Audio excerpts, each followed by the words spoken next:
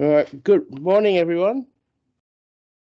My name is Tusha. Thank you for attending this day. Um, Obviously, we want to welcome you to this sort of training. Um, Today, you'll be hearing from Guy Wayburn, who's obviously an experienced trainer and has over 5 to 10 years of training experience. Um, Obviously, the purpose and objectives of today's training session is really to give everyone a really good understanding of the basics of an ISO 9001 internal audit process, um, and obviously from the perspective of and giving you an overall perspective of the standard and its requirements.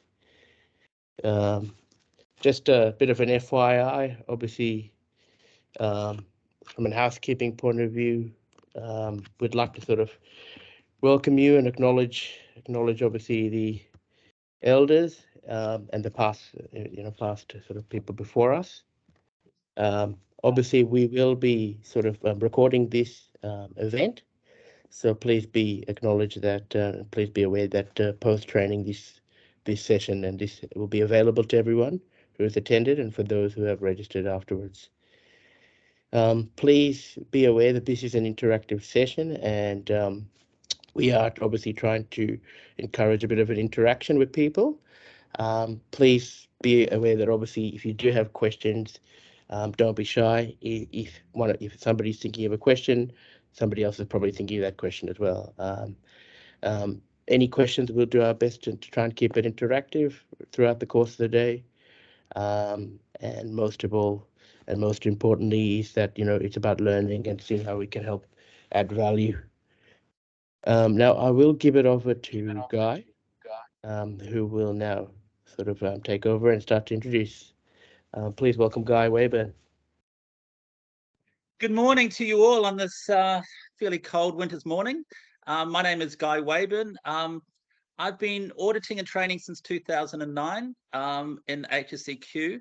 I've written this presentation with help particularly from Anna, so the professional side of it and how it looks is largely her responsibility. I sort of wrote it up and thought, yeah, that looks really good. But then you get someone who actually knows what they're doing adding their wand over and it starts to look a lot better. This course is on auditing, but it should also increase your knowledge of the ISO standards, especially if you are able to give full attention for this one-day course and we get some conversation going. As Tusha has said, and thank you for that, Tusha, you are welcome to ask questions. I think in terms of HSEQ, I can pretty much answer anything. So touch wood, that should all go fine. Just be aware that there are time constraints and please keep your mic off unless you're talking.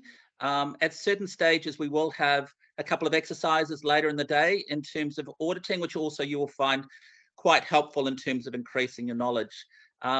We always have a couple of technical hitches with courses such as this. I'm not an expert, so there might be the odd issue that comes up, hopefully not, but fingers crossed everything will go well. I might just start off and we'll just get the people here just to give a quick introduction, maybe start with your name and your company and just what you might hope to get out of this course. So this is our first technical area where we might get some hitches. So hopefully you can all speak and we can hear you. So does anyone want to start in regards to that?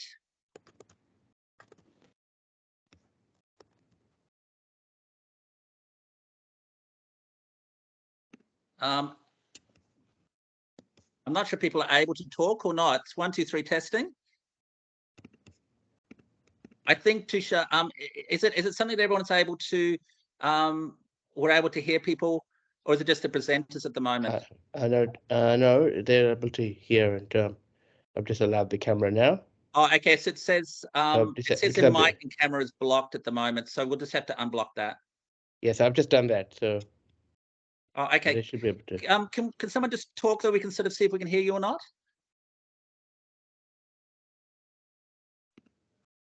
I think the camera. I think it's still blocked, Tusha. Let me just hang on. So they should be. go. Yeah, they can hear us clearly. Disable, allow, make. It says disable mic. They should be able to. Whoops. No, I don't want to mute all. If Sorry they about this. We'll get this sorted out in a minute. Oh, there's a couple of people who are still waiting to be let in, if we can. So they should just. I think the cameras are locked as well, so we can't see anyone. Yeah. So we need to, if we want to them, I have to unmute them. Hang on. Let's go do that now. So they should be able to. Yes, I'm just doing it now. Give me a second. So great.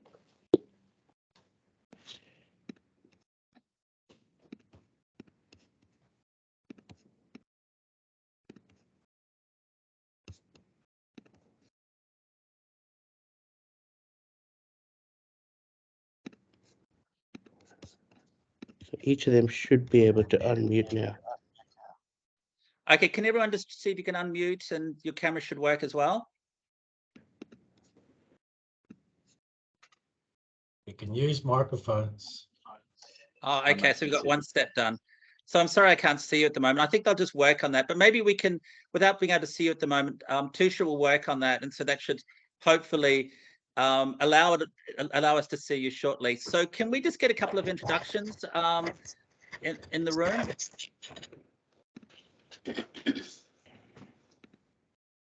Hi, good morning. Can you hear me? Who do we have there? My name is Remy. Can you hear me? Yeah, Yep. I can hear. I can't see. But my camera is still blocked. Yeah, they're just going to work on that now. Apologies, because this is the first online training course that we've run on this. Oh, we do have action, so I can see you now. So that's great. So just tell us, Remy. Just tell us which company you work for and what you're hoping to get out of the course. I'm working for GS ENC, Engineering and Construction. Currently, we are working for NEL project in Australia. I'm actually based in South Korea. Okay, very good. Now you can Welcome. see my cam, right? I can see you. It's good. I feel much better. I can sort of see people now. All right. Can anyone else who wants to introduce themselves, if you could do that, that would be great. Jeff Hamilton. I work for Lansky Constructions, which is a national, well, kind of international construction company. We've got an office in New Zealand as well. And I'm wanting to see whether I'm on the right track with 9001. Excellent. Well, you'll know a lot more by the end of this course, I promise you. Anyone else? Fatini, are you in there? I think we've got a couple of people that still need to get in. Tusha, I think Fatini. Is Lucy McWigan? Is she in the course? Yes, I'm here. Oh, good. Thank All you. right. So yes, I don't know, Fatini, are you there? All right. I think Fatini we've got some others that might not quite be in there. Anyone else want to introduce themselves, please? I'm Florian from Solar Hub in Canberra. We were certified for ISO 9001 December last year, and obviously we'll be getting recertified in the coming year. So if we can get more out of our audits, that's good. Excellent. Okay. Anyone else there? Yeah, I'll go. My name is Kim, QA manager at Marshall, which is a land development company down in Melbourne. I'm new to quality assurance, so I'm still getting my head around all the ISO codes. But I'm working with ISO 9000, the environmental 14001, and 45001. So I'm hoping to be brought up to speed and. Hopefully this fills in a lot of the gaps in knowledge that I'm currently working with. So yeah. Well, as I said, you are welcome to ask questions as we go along. And obviously, some companies will be certified to various standards. I think predominantly quality standalone or quality, safety, and environment together as Kim is. Okay. Anyone else there? I'm Gillian from B&N Glass and Aluminium in North Queensland. We've been certified for a couple of years now, but just wanting to learn a bit more and get a bit more out of it. So it's interesting, isn't it? You know, people from different parts of not only Australia but the world. So modern technology. All right. Anyone else there? So welcome, Gillian. All right. Why don't we, if there's no one else, why don't we start off on the course, and I will start presenting. And as I said, you know, any questions you have, certainly you're welcome to ask them as they go along. So can everyone see that front page, learning objectives? Are we sharing the screen? Yep, I can see it. Okay, good. All right. So learning objectives in terms of what we're aiming to achieve on this course. We want to get you to understand how 9001 management system audits can improve overall business practices. We want you to understand basic audit terminology. We want you to apply the audit principles, undertake audits to 19011-2018. So that's just a standard, that's the auditing standard. You don't need to know the details of it, but if you're an ISO auditor, we audit to that standard. Apply personal and interpersonal skills and culture and social considerations to auditing. Understanding the roles and responsibilities of an auditor and an audit team leader. Understand the types of audits and the different focus and issues relating to them, and to plan, organize, and prepare the documents relating to auditing. Sorry, currently on screen, all I'm seeing is the very first page, well, the training presentation. If you're meaning to put it on a slideshow, and I think you're on sheet 3 with the learning objectives, aren't you? Yeah, that's what I want. So the Yeah, head page, we can see it in the learning sidebar, objectives, but we can't actually see it. Yeah. Oh, same. okay. Okay, so that's just on the sidebar. All right. Oh, goodness. All right. You need to get a slideshow. Yeah, I've got the slideshow going. Okay, gosh, this is annoying. Tusha, are you there? Is there someone who can just help me so that the people can see the full screen? Yeah, give me a second. Hang on. Just Maybe for the moment you can do the presenting at the moment. I can. Yeah, that's fine. Hang on. Just give me a second. Is that all right? Yeah, no worries. Just give me a Apologies second. for that. I knew there'd be some hiccups. That's all right. What about now? Can you guys see? No, it's still the same. No. Yeah, I'll just... it's not coming across as a PowerPoint presentation. It's just showing the whole thing, including your text and everything. No worries. I'll just make myself the sharing presenter. Let me just go back to this. More. Whoops. I'm gonna go this. Okay. Go sheet. All right, now. Can you all see?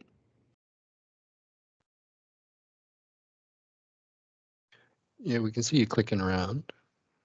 Yep. Oh, that's getting better. Just do the full screen, Tusha, which is just at the bottom there. You'll see just in the bottom it has comments, and then 4 tabs along just before you expand it, it'll have for full screen. It'll just have a. Can you see that? Just at the bottom there, just so we can get on the full screen. All right. So just there's a little tab at the bottom. Can you see just at the bottom? You have Fit slide to current window. No. Okay, so you have comments, and then 4 tabs along before the minus. You click on that, and that'll show the full screen. So here. Yeah. Can we see that? Yep. Got it. Okay, Tusha, are you able to scroll through, and then when we have the next break, I'll work out how I can sort of get control of that. So let's just go to the next page, which is audit definitions. Brilliant. All right, so audit definitions. So these are just what an audit is. It's an independent, objective assurance and consulting activity designed to add value and improve an organization's operations. That's one definition.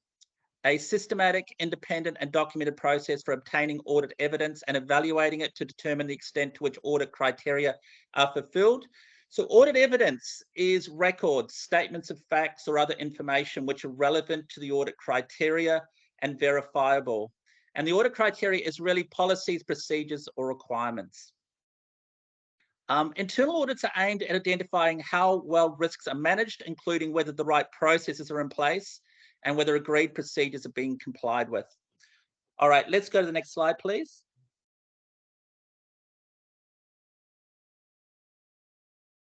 All right, and audit principles. So we're going to go through the various principles of auditing. Let's go to the next slide, please. Okay, so auditors must be aware of any undue influences for good or bad. If you're auditing a colleague, even if you're being very impartial and objective, the audit team might think you're out to get them. Or if they're a friend or they're your superiors in the organization, you must subvert any tendency to go easier on them. Fair presentation relates to you present the good with the bad. So you report truthfully. You always sort of try and show, as well as any negative issues, you always show the positive, and you usually start off with the positive elements. So they need to reflect accurately what you've seen based on facts and not subjective opinion or bias. So you never want to go into an audit believing that you already know the results of the audit. You need to undertake it in an objective way. All right, let's go to the next slide, please. So due professional care. So you must be professional in terms of how you undertake an audit. You make sound judgments and you undertake the audit with professional care. You secure the confidentiality of all information that you come in contact with, particularly for an external auditor when we do an audit. If we have documents relating to an organization, we're required to delete those documents, whether in soft copy or hard copy, at the end of an audit. So there is due diligence in terms of maintaining confidentiality of all information, including the results of the audit. So you don't reveal the results of the audit to any third party that is either not the organization or not the certification body, but with an internal audit, obviously that's less of an issue. Independence. You don't behave in a manner that leads to perceptions of bias or conflicts of interest. That independence of the function being audited is very important.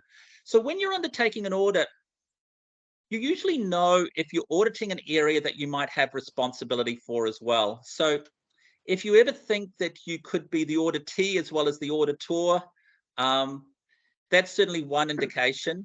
If you have some responsibilities for the area being audited, that's certainly another area in regards to that. So this is always a bit of a tricky area. Where you have a small organization, you might have someone who's responsible for the quality system or HSEQ system. There can be an expectation that they undertake the audits. But if they are responsible for setting up that system, then that can be problematic. So what are the ways around that? Well, you can have it that you maybe undertake audits that you don't have direct responsibility for. You maybe have someone else trained up who you think is suitable to undertake other audits. They may accompany you on the audit, so you can have two people to ensure some objectivity. All of these are sort of considerations. The requirements for this are less decisive than they used to be. The previous standards stated you shall not audit your own work. Now it states select auditors and conduct audits to ensure objectivity and impartiality of the audit process. Evidence-based approach. So when you're undertaking an audit, you always want to show samples to show that I undertook the audit, this is what I found, and this is some evidence in regards to that. So later on during the audit, we'll have a bit of a closer look at how to write an audit finding. The more significant the finding, the more evidence you want to show in relation to that. All audits are undertaken over a fixed period of time with limited resources. So it's always a sample-based approach, well, usually, unless it's a small company. So we always make a disclaimer that just because we don't find something when we look in a certain area, it doesn't mean that at a following audit that issue might not be picked up. So the more significant the issue, you tend to need to show more evidence in relation to that. All right, if we can go to the next slide.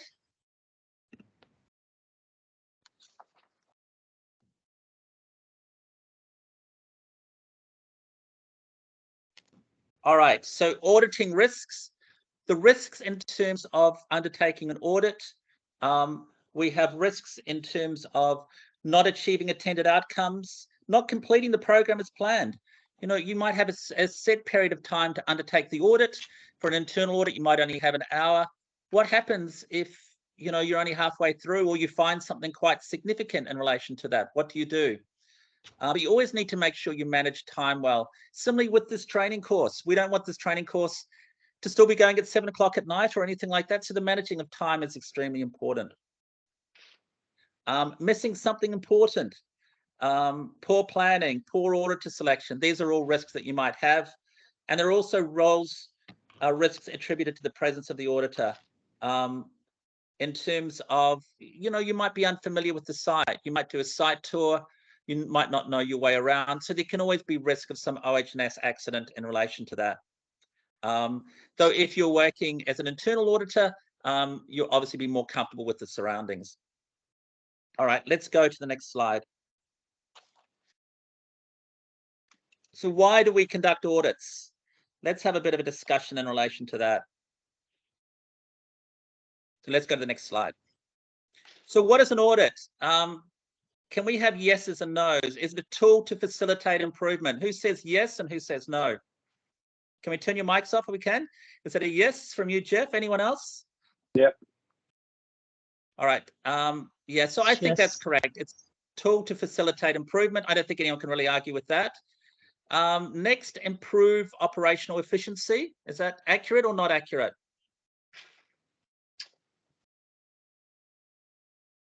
Well, look, the results should. I agree. I think that's a fairly good one in terms of accuracy. To carry out an inspection? No. No. Anyone else? We have a yes from Chris. See, some of these are a bit problematic. You know, when I'm doing an audit and I do a site tour, that's a little bit like an inspection. So it can be part of an audit, but it isn't all of an audit is. An inspection is, it can be part, but an audit can generally be more than that. So the issue to do with a site inspection or something like that or checklist can be something different. To obtain a certificate? Ultimately. Thinking now. Yeah, well, you know, I've asked some clients, you know, why are you certified? Oh, we need the certificate. And that is, you know, in an ideal world, we'd sort of, obviously we would want you to get a lot out of the audit process, but for some people that is their end goal. They need to get certified. It might be something that they tender or quote for work. And if you're not certified, it can mean that you have no or little chance of obtaining that work. So that's certainly an element for a number of businesses. Identify training needs. Again, it will. Yeah, it's an outcome, perhaps rather than why we would actually audit. Present options to management. Well, again, that can be an outcome. You know, you have findings raised. It might be something that you leave the findings to the auditee to fix, or you might have it in an internal audit that you're also expected to give some advice. It's always a bit of a tricky area for an external audit. You know, we want to not just raise findings and leave you to it, but we also want to perhaps point you in the right direction. We don't want you to come up with a solution that's not adequate for the issue. To find non-conformities? Not to find them, but they'll show up if they yes, are. I think that's a really good. I think that's a good answer. Yes, look, you never want to be out to get the auditee. You never want to be doing the audit and sort of going there with the mindset, all right, I've got to find as many non-conformities as I can.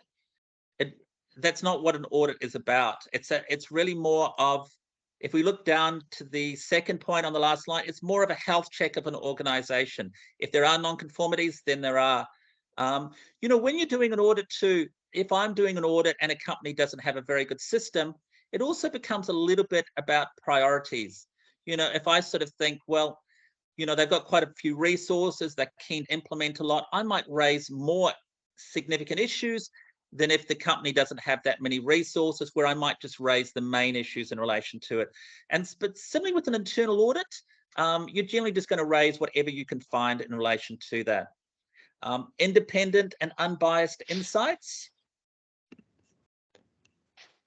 Well, it should Anyone be. else? Yes, you hope so. That's the aim of it. I think that's quite accurate in relation to that. Let's go back one. So to verify business effectiveness, anyone else? So yes. Yes, I think that's an accurate one. Certainly it's a health check of the organization. I think that's accurate. Highlight risks to management. Is that accurate or not? Again, it will. The Yes, it results certainly will. will. And Yeah, the I last one is think one of the satisfy. purpose. Sorry, go on. I think that is one of the purpose of auditing, is to find out, Without a doubt. the risk And management. yeah, and to satisfy interested parties. So yes, you know, if you're doing an internal audit, part of that is to satisfy interested parties, which will be your external auditor. If I come in and do an audit and you haven't done an internal audit, that can certainly be an issue. All right, thank you, Tusha. Could we go to the next page, please? All right.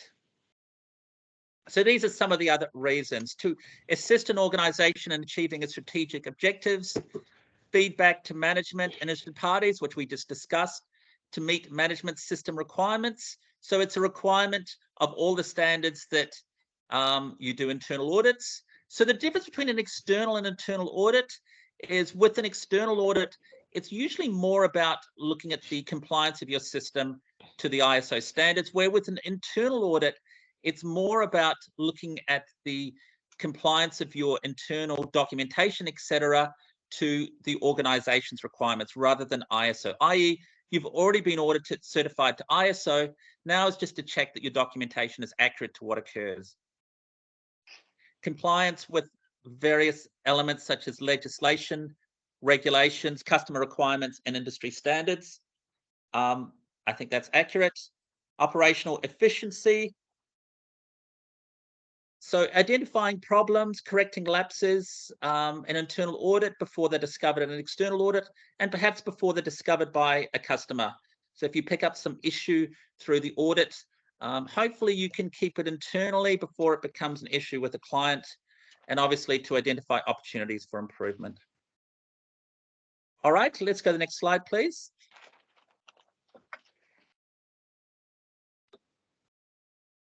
Audit types. All right. So we have various types of audits. Has anyone heard of those terminology of first-party audits, second-party audits, and third-party audits? Is that something people are familiar with? Yep. All right. So these is just some terminology to show that there are different types of audits. So if we're doing a first-party audit, a first-party audit is really an internal audit of your organization. The auditor is an employee or representative of the organization being audited. They should have a knowledge of the products, processes, policies, and culture of the organization without having too much knowledge, so that they might be directly responsible for the area being audited. So I stated before, you don't want to be, if you're the auditor, you never want to have in the back of your mind saying, well, actually in an ideal world, I would be the auditee rather than the auditor. Part of a systematic audit schedule. So audits have a schedule in terms of when you undertake audits. Some people are of the impression that you audit every element of the ISO standard, or every element of your system on an annual basis. But actually, if we read the standards, and we'll look at that a bit later, that isn't necessarily the case. May apply to the whole or any part of the system, process, or activity. So you can do a cluster of areas together. You know, if you're looking at something such as training. You also might look at HR. You might look at position description. So you can do a cluster of areas together. Or, you know, if an area is quite a significant area, you might just bite off little bites. But when we talk about a cluster of areas, we're talking more about a process. So you might audit a process. So sometimes with an audit schedule, you might have sales, you might have training and HR as training, HR and position descriptions. You might have things to do with production. And then you might have another audit that relates to product realization. You know, if you're a company that does sort of quotes and tenders, you might look at sales orders, you might look at design and interaction. So you might have a cluster of areas that you do together. And that's often a really good way to audit, rather than breaking it down into every clause of the standard and auditing them individually. All right, so what are the issues that can be regarded as risks to do with a audit process? Well, they might not have the same credibility as an external audit. You might have just been externally audited and people are sort of going, oh, we've just done the external audit. I don't really want to spend my time. I'm very busy doing an internal audit. So their availability, the availability of auditors. Do you have someone who's been trained as an auditor? That training can be internally from someone who is has been trained themselves in an organized way, or it can be even a course like this. This course certainly counts for something in regards to that you've undertaken this, and you should record it. Audit processes not seen to have any value, and audit is too close to the area being audited. And internal politics is always an issue. You know, if you're auditing someone else, there's always political elements to do with that. So the selection of who audits what can be very important in relation to that. All right, any questions? All right, let's have a look at the next page, Tusha. Second party audits. All right, so what is a second party audit? Well, it's a type of an external audit, but it's an audit by a customer or a representative of the customer. So if you supply someone with a certain product and that customer wants to come in and look at the making of their product, or you've had perhaps some issues with them and they want to come in and look at the audit, look at your processes surrounding their product, that's regarded as a second party audit. It's often, there's no cost involved. It's often one-off, linked to contracts, and often they're just going to be interested in their particular product or products and what surrounds that. So again, the customer-supplier relationship may distort the objectivity of the audit. You need to have a knowledge of the product being made. There's confidentiality issues, and there's also access issues. You know, what happens if someone says, no, we're not allowing you to come in and do that audit? It hasn't been agreed before. You know, they might think that you're trying to obtain some specific knowledge about the product and the making of the product or the costing of that product. So there's certainly some issues that can be surrounding that. You know, I don't know if that's something anyone here has been second party audited. Anyone? You have? How did the process go? Ours, they go all right. We know what we're in for. We've had it for a long time with Coles, and Woolworths, people like that. Oh, that's part, okay. They're continually doing audits on us. Is that a rigorous process?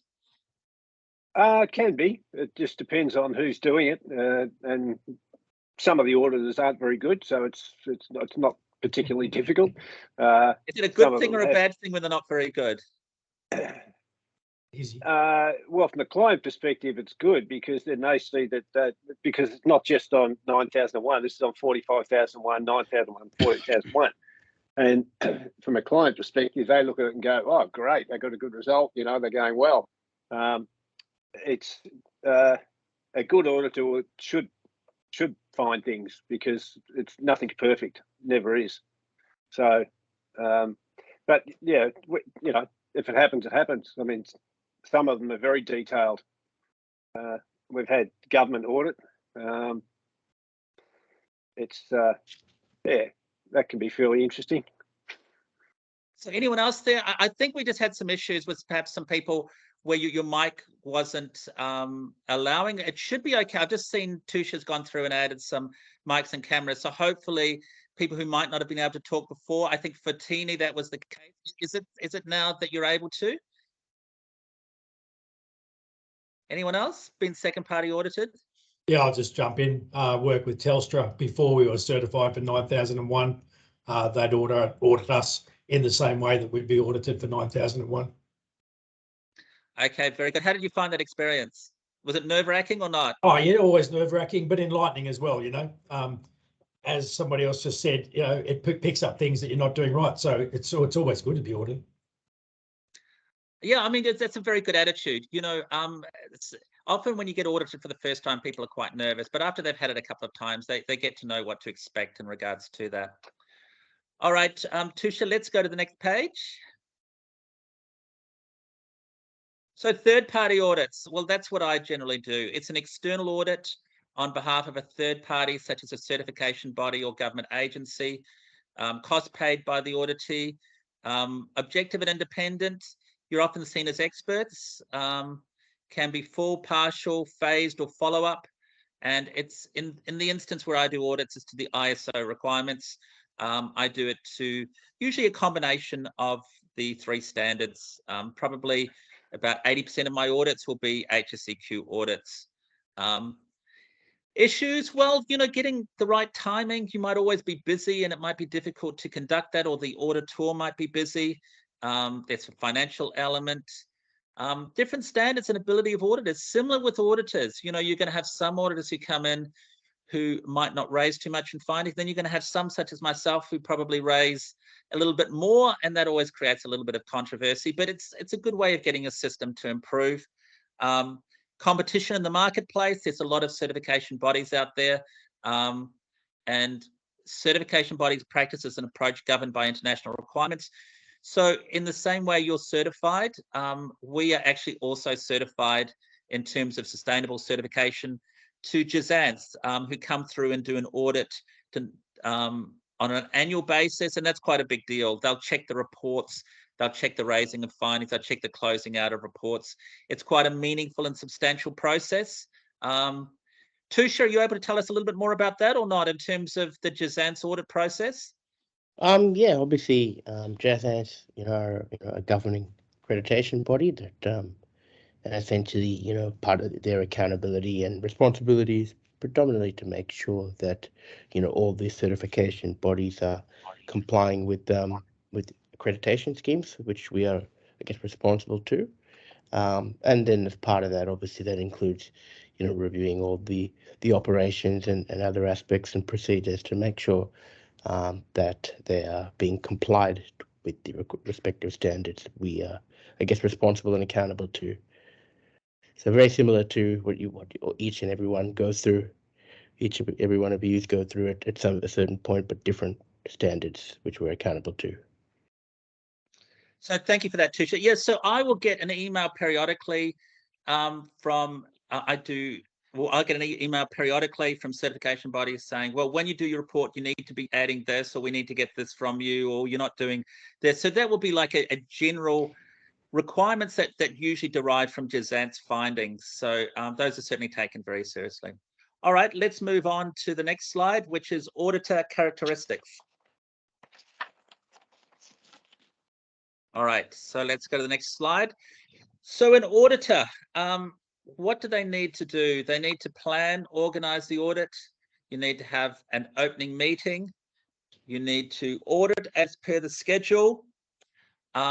It's a sample-based approach where you focus on more significant issues. So when you audit, you always want to make sure that if there's something seems more significant, you focus on those areas. The standards is always about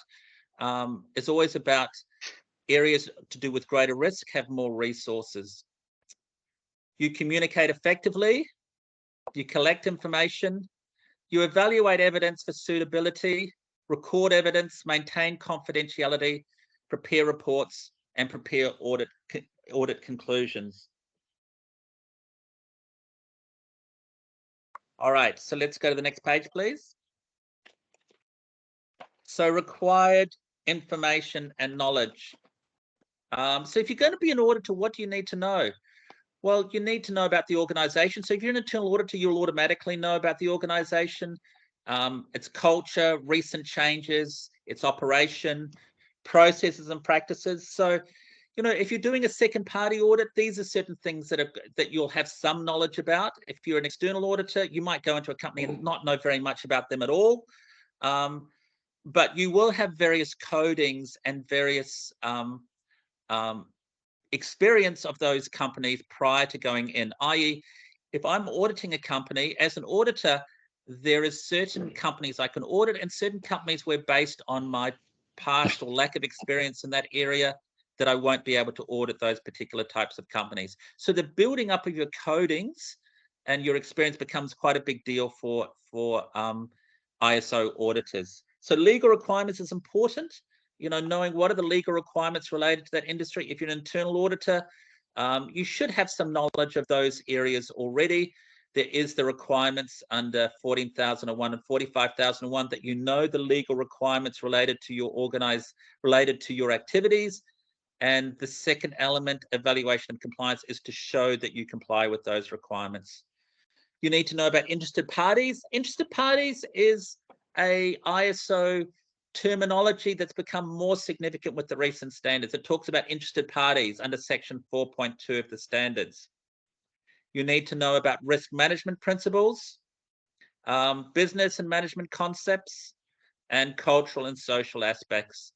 So cultural and social aspects, you know, if you're going into an organization and you're auditing overseas, like if you're auditing, and I don't know, I've been audited in Thailand and I've done some audits overseas. It can be a very different process.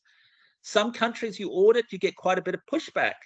I audited in Thailand, and I remember going in there, everything I brought up, they completely agreed with. I could sort of tell them I want their factory painted red rather than white. And I think that they would have been compliant with that. They would just but some other countries, they can be quite, you know, if you raise a minor non-conformance, it's regarded as quite a significant thing. And then there's sort of cultural, other sort of customs. Anyone had any experience in auditing where they've needed to adjust their auditing technique, etc., or adjust the audit based on cultural factors? Is that something anyone's done a second party or internal audit and found any issues in regards to that?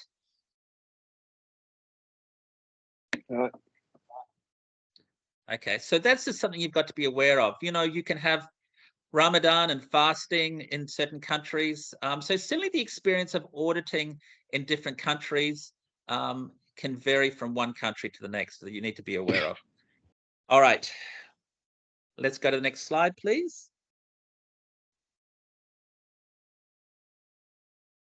Personal behavior. All right, so what are the attributes that an auditor should have? Ethical. So you've got to always be ethical. There's some issues sometimes you hear with auditors, particularly overseas, where bribes can be part of the process. So the ethical element is very important. Open-minded. Don't go into an audit with any preconceived, well, not necessarily, you can have some preconceived ideas, but you need to ensure you put those aside and that it's factually based and that you're open-minded. Diplomatic. You never want to be rude. People are probably nervous enough already in terms of you undertaking the audit. Observant. So you need to look at your surroundings, get an understanding of the person that you're auditing, know the person you're auditing, particularly for an internal audit. That shouldn't be a problem. Curious. So auditing is often about asking questions in relation to areas where you might not, you know, you might not think that there's necessarily a problem, but something might not make sense, or, you know, you might read something in a procedure and go, oh, how do we do that? Or that doesn't seem right. So that's sort of curious, or asking questions about things that don't seem quite right is a big part of auditing. My experience is that some people are naturally good auditors and some people aren't. Some people can have a lot of training and it still isn't something that comes naturally to them. And some people have very little training and they can naturally hone in on the areas that they need to ask about and find issues. So I would encourage that when you're getting people to undertake audits, make sure you get the right person undertaking the audit so that they can raise a report with a number of issues. It's better to have more issues rather than less in regards to undertaking an audit. You know, if people raise findings from audits, you know, sometimes those findings can be reviewed and not necessarily actioned, and sometimes those findings require meaningful action. So getting the right person or people to undertake internal audits is extremely important. Perceptive, so they pick up on things. So that sort of relates a little bit to that curious aspect. Dogged, well, if you find an issue and the auditee wants it to go away, or just says, you know, I know that's all fine, you need to have the temperament that you're going to continue to follow that issue if you think it is an issue, rather than give up. So that's a very important element to do with an audit. Sometimes it can be easy just to, if the client's getting a little bit annoyed that you're looking into an area, to just sort of move on. But you need to make sure that you satisfy yourself that there's not an issue there. And once you do, then you do move on. Decisive. With the dogged thing, you know, if you're finding that you're having a little bit of, you know, maybe person's getting a bit agitated or something like that, can you just sort of put that aside and then work that in later on, maybe in a different format or whatever, to try to get back to what you were after?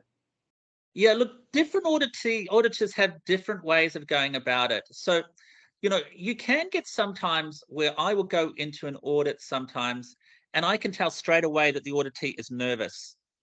And when I get that, it's always an approach for me that I will try and talk about something else aside from the audit to start with. I like TUSHA, I like AFL. So that's always a good subject if you're coming in and you're doing an audit on the Monday and you talk about, you might see that they support a certain team, there might be some post or something. So changing the subject sometimes can be a good way of doing it. And if you have those skills that you can sort of go, well, I want to go back to this, but I've just started the audit and I can tell that they're nervous and I'm in an area that he's not necessarily comfortable with. You might then want to, as you said, divert the audit and look at something that you know there's less chance of there being an issue, and that he might sort of get into the audit and want to show you stuff. So yes, I mean, and that's what makes a good auditor versus a less good auditor. I mean, when I do an audit, it's largely a conversation sort of thing. It's not something I go in there and ask this question, then ask this question, then ask this question. And that relates to the fact that when you audit, it should be sort of a process-based approach. And a process-based approach is that you talk about something and you might sort of talk about the corrective action process. And then you might sort of see something on there which relates to some other element that you might sort of follow down that sort of pathway. So the process-based audit is really about the fact that when you're auditing, you sort of follow a trail. You know, you're looking at something and that can lead, you know, you might talk about the fact, oh, we've had a customer complaint in relation to late deliveries.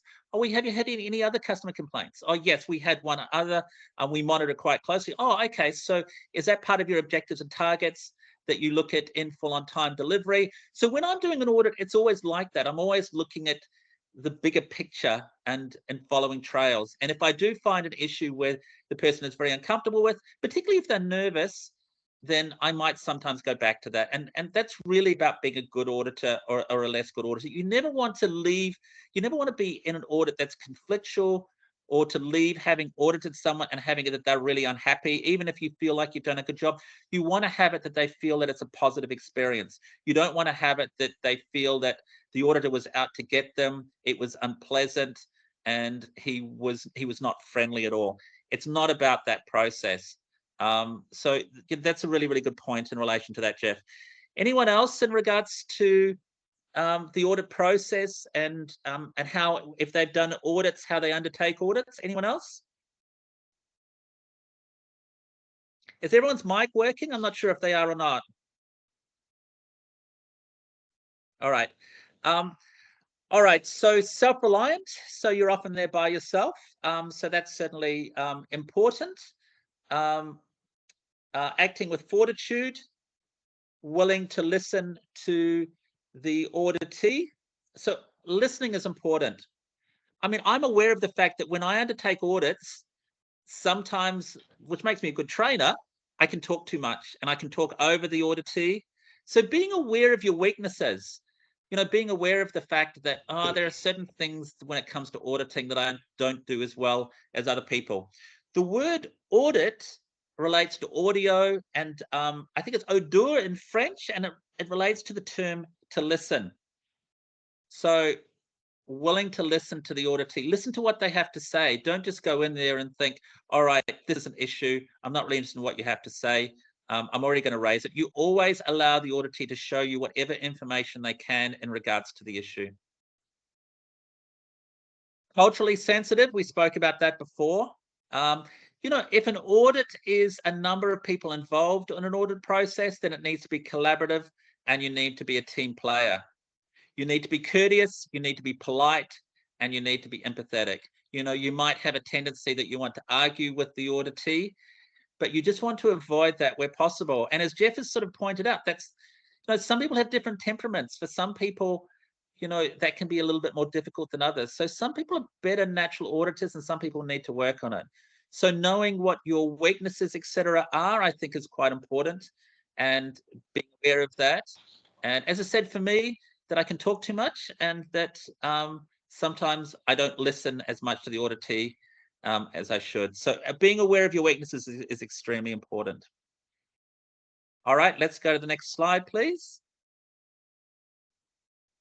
Understand your weaknesses, understand your personality.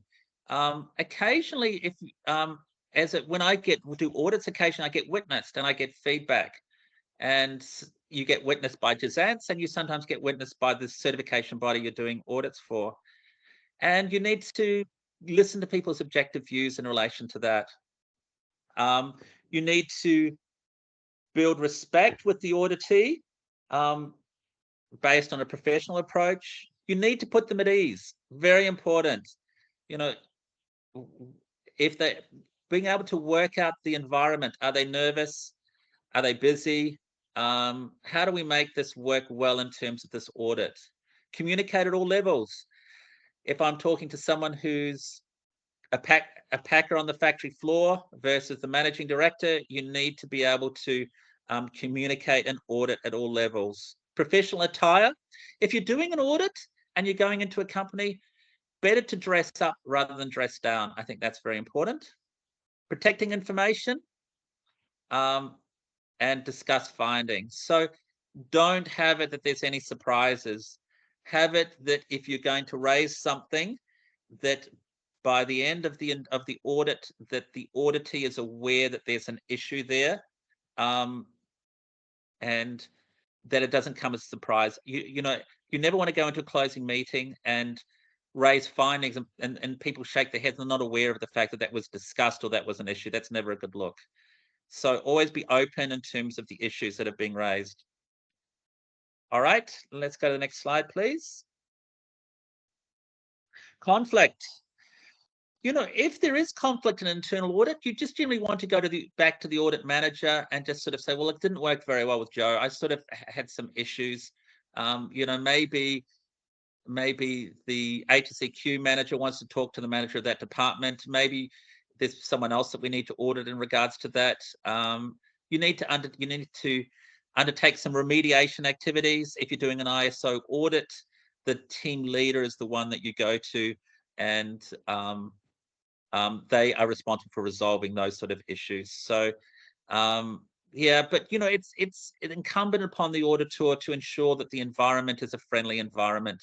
That if you even if you do raise issues, that it is something that the particularly ideally the auditee will agree with, and they often will. They might point out things for you and say, well, yeah, we haven't updated that procedure for a couple of years, or yeah, look, that's a bit of out of date. So if you do get that agreement, tactical or otherwise, with the auditee, that is certainly preferable in relation to that. All right, next slide, please.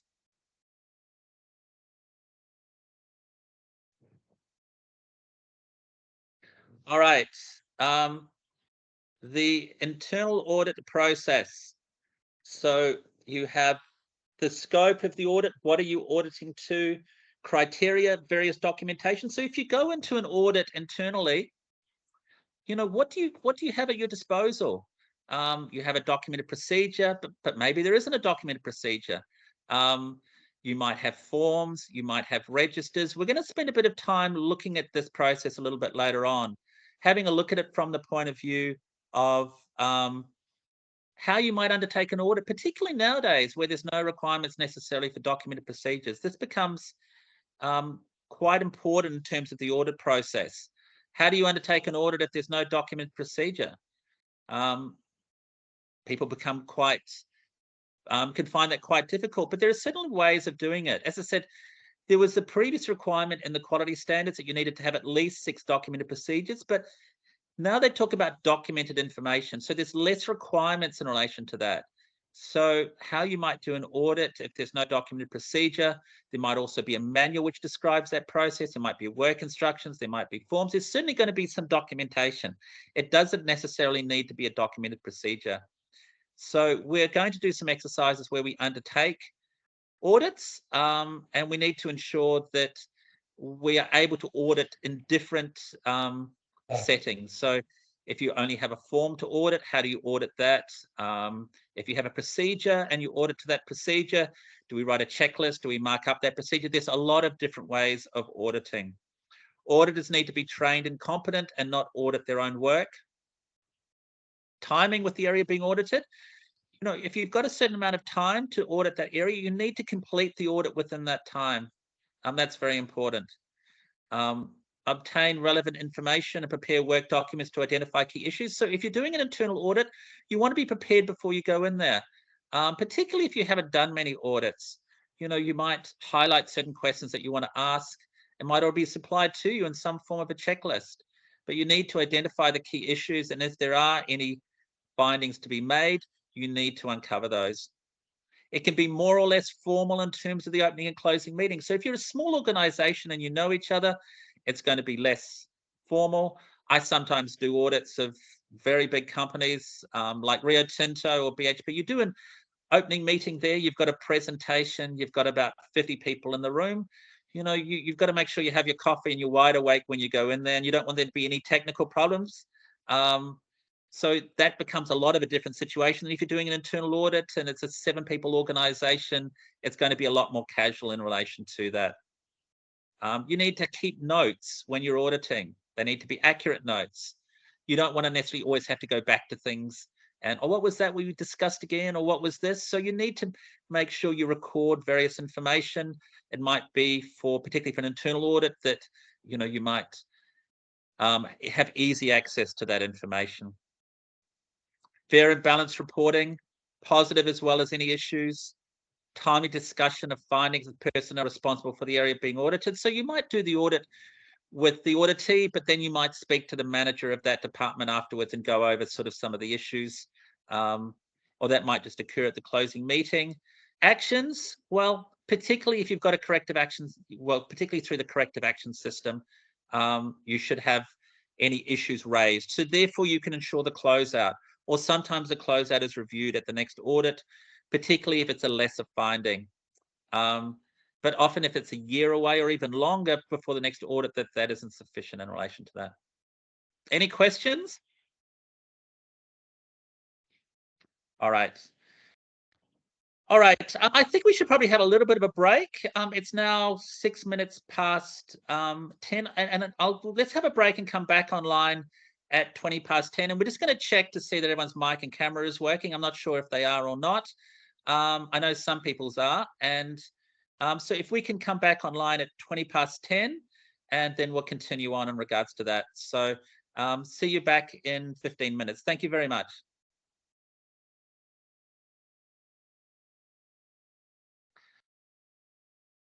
All right, Tusha. Yep. So it's got those mics as being an Everyone- arrow. Does that mean that they can't? Yeah, talk, everyone knows. talk? So everyone can. So everyone's Okay. mic and Okay, camera that's good. enabled. So Now, all they is need to do Fatini online or not? yeah, she I'll just check. I'm going to give her a quick call just to kick, because I know she wanted to go on, and I just want to make sure that she is available and that's working all right. Now, I do want to double check. So if we want, I do want to have Fatini is on there. All right. I'm going to give her a quick call. Yeah, so everyone should be able to Now, unmute. if people want to, if people, are you okay? I'm just sort of looking from the point of view that, are you okay to present for the rest of the course, Tusha? Yep, that's all right. No worries. I'm happy Okay. to So do that. I think it's gone all right so far, except for sort of the odd technical Chris is difficulties. saying Also, Chris still can't unmute. he should be able to, because the thing is, what I've done is for everyone, I've basically enabled their mic and their camera. So. All right, I'm going to give. All right, because okay. So so Chris says he still can't unmute. Ask him to try log out, and log back in.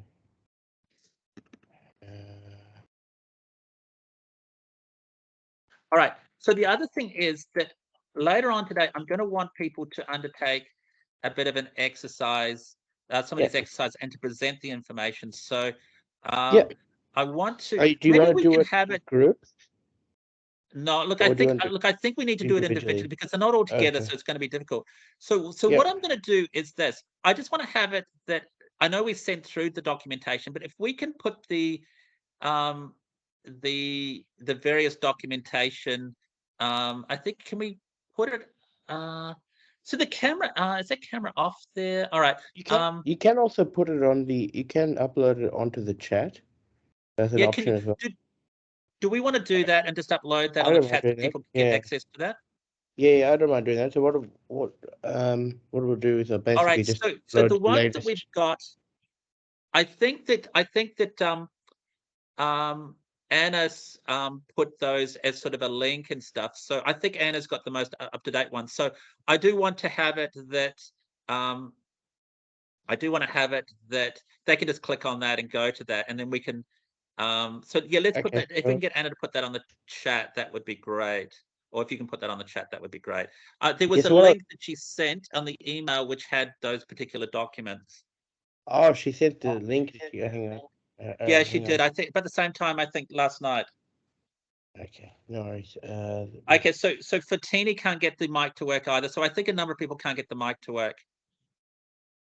Yeah, there's nothing I can do for mine. Certainly, I'll just check to make sure that they've all got the ability. Fatini, admit all. So let me try admitting them again.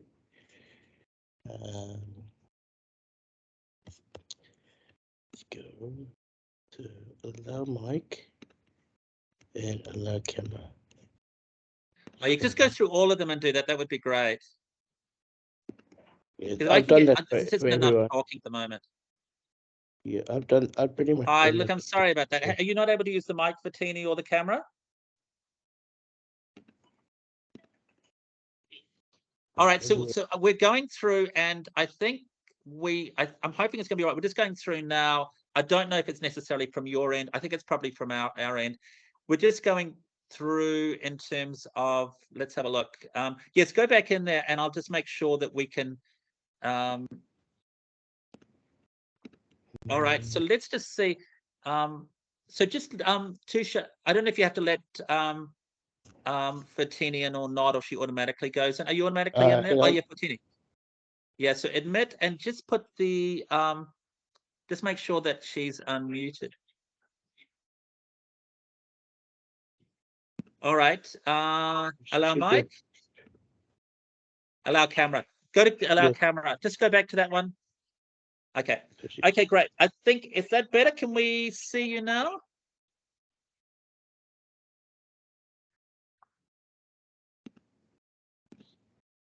Okay.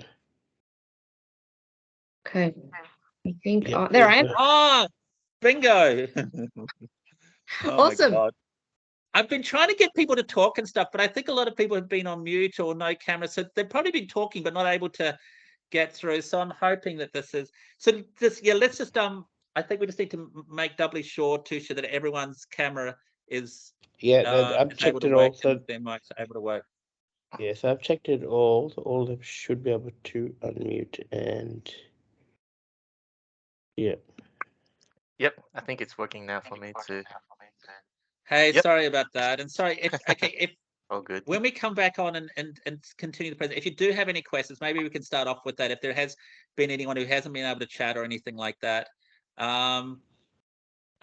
Sorry, my screen. Oh, hopefully that's all right now. All right. So yeah, this is the first training presentation that we've had for sustainable, and We're there has been a couple of technical problems, but I'm hoping that we're nearly there now in terms of that. The second issue that we're going to have is that when we have to get people to present stuff themselves from the exercises. So I'm hoping that's going to go fairly smoothly. So yeah, apologies. We have to present. You will at some stage, because part of the thing in regards to this is, I don't get nervous about that, but part of the thing in regards to this is where people really learn is by undertaking a little bit of a training thing themselves. So I won't get everyone to present. If you don't feel comfortable presenting, that'll be fine. But we will have it that we'll get you to run through a bit of an internal audit course, and you'll find that to be quite illuminating. People tend to find that the most helpful part of the course. So don't get nervous about that. That'll all be fine. So can I ask you a question? If we wanted to do our own, internal audit, what sort of criteria should we be looking at? Like when you sent the audit criteria for what you were auditing on the day, should we follow something like that to do our own internal audit? Let's say you're doing an internal audit. What area? Let's pick an area that you would internally audit. Like, give me an example.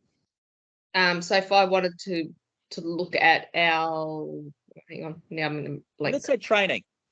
Yep. So let's say you want to look at training and what you might do in regards to that. Now, when I audited you for Tina, you remember I didn't necessarily get the documented procedure and say, well, what does the procedure say? Are you doing this? Are you doing that? I would do it more that I would just say, well, what is the process and what are the documents involved? So you might have it that you have various personnel who are subcontractors or various employees. You might look at their licenses. You might look to see that the matrix has been filled in correctly. You might look at the position descriptions. Has everyone got a position description? Has it been signed off? What does that position description say? So it's really just looking internally about knowing what your internal processes are in terms of training, and just verifying that is taking place for the samples that you look at. So you will get a much better idea. Don't get too concerned at the moment. When we do the exercises, you're going to get a much better idea of the actual, at the moment it's sort of theory, but once we actually undertake, but once you actually undertake an example, then you'll get once you do these samples of the exercises, you'll get a better understanding of how to undertake it. You won't have any issues, I'm sure of it. Now, Savvy and Michelle, have they now got computer? Tusha, I got a chat message from Michelle and Savvy. Are their cameras and mic working? Are you there? I'm sorry, what's that? I just got a chat message that says Michelle and Savvy from Civil Administration. Can you just check that their mics, etc., are working or not? Yep, definitely. I'm all good now. I've camera. Oh, you are all good. So it's all working now. Oh my God, I feel so much better. So after we've had the break, if you have various questions that you do want to ask, that you wanted to ask perhaps in the morning session but weren't able to in the first morning session, then by all means we can start off and answer any questions that you might have. But just be aware of the fact that a number of these areas will make more sense once we actually undertake the exercises. All right, I'm going to get myself a cup of coffee and I'll come back in a few minutes.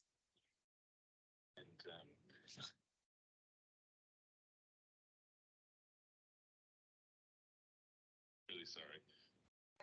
Yeah. Okay. What's going on? Is it that that something? Is everything okay? Or Yeah, absolutely. So people can hear you now. Until 3 o'clock last night, and my phone died, so the alarm didn't wake me up, and I slept right through. Right. Okay. Okay. Well, thank you for letting me know. Obviously, we'll have to sort of plan something. Obviously, you're coming in later today, are you, or otherwise you'll be coming? Just right now. That's fine. No worries. Sure. All right. Too easy. Take care. I'll see you soon. Hey, Tusha, can you hear me?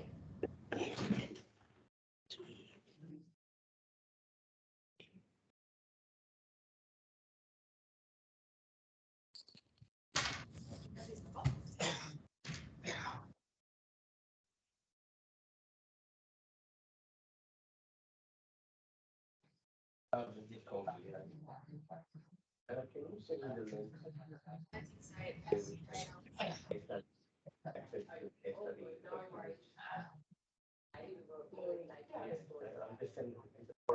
to post that on the chat. People can. Yes, please. Yeah. Okay. Thank you.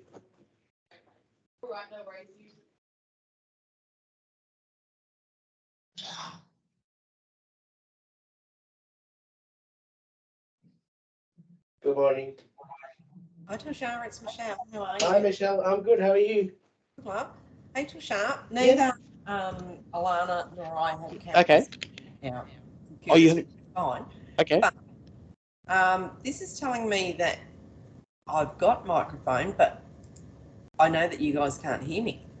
Oh, okay. Hang on. I'm giving you. Let me just quickly look, Michelle. Let's go. So let's try if I go this. I can hear you.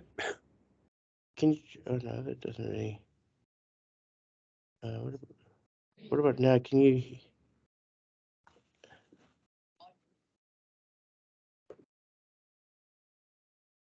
Yep.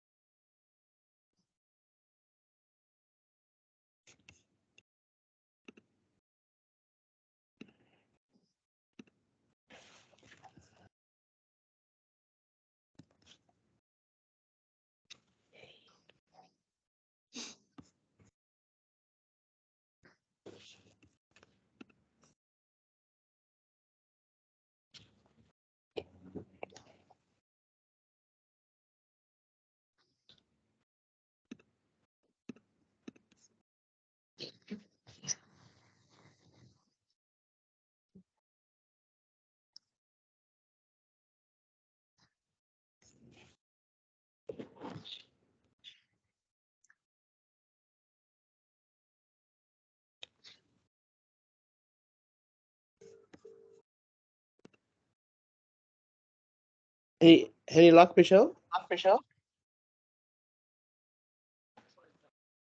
Okay. Okay. Let me try. Okay, let me just hang up. Let me have a look. Nice. Bye. Michelle. Is it mic? Okay. The mic. Okay, how do I go mute? Okay, where do I go? Unmute, is it? How do I go?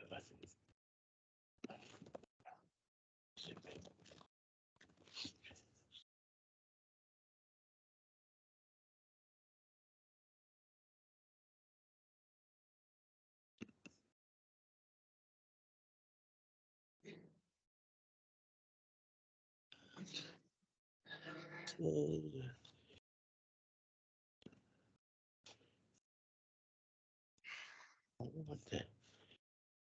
This is allow mic.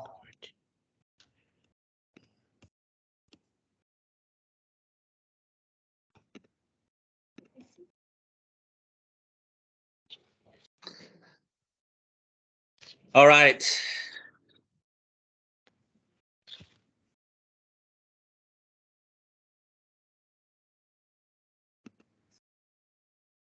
Oh, let me turn it off.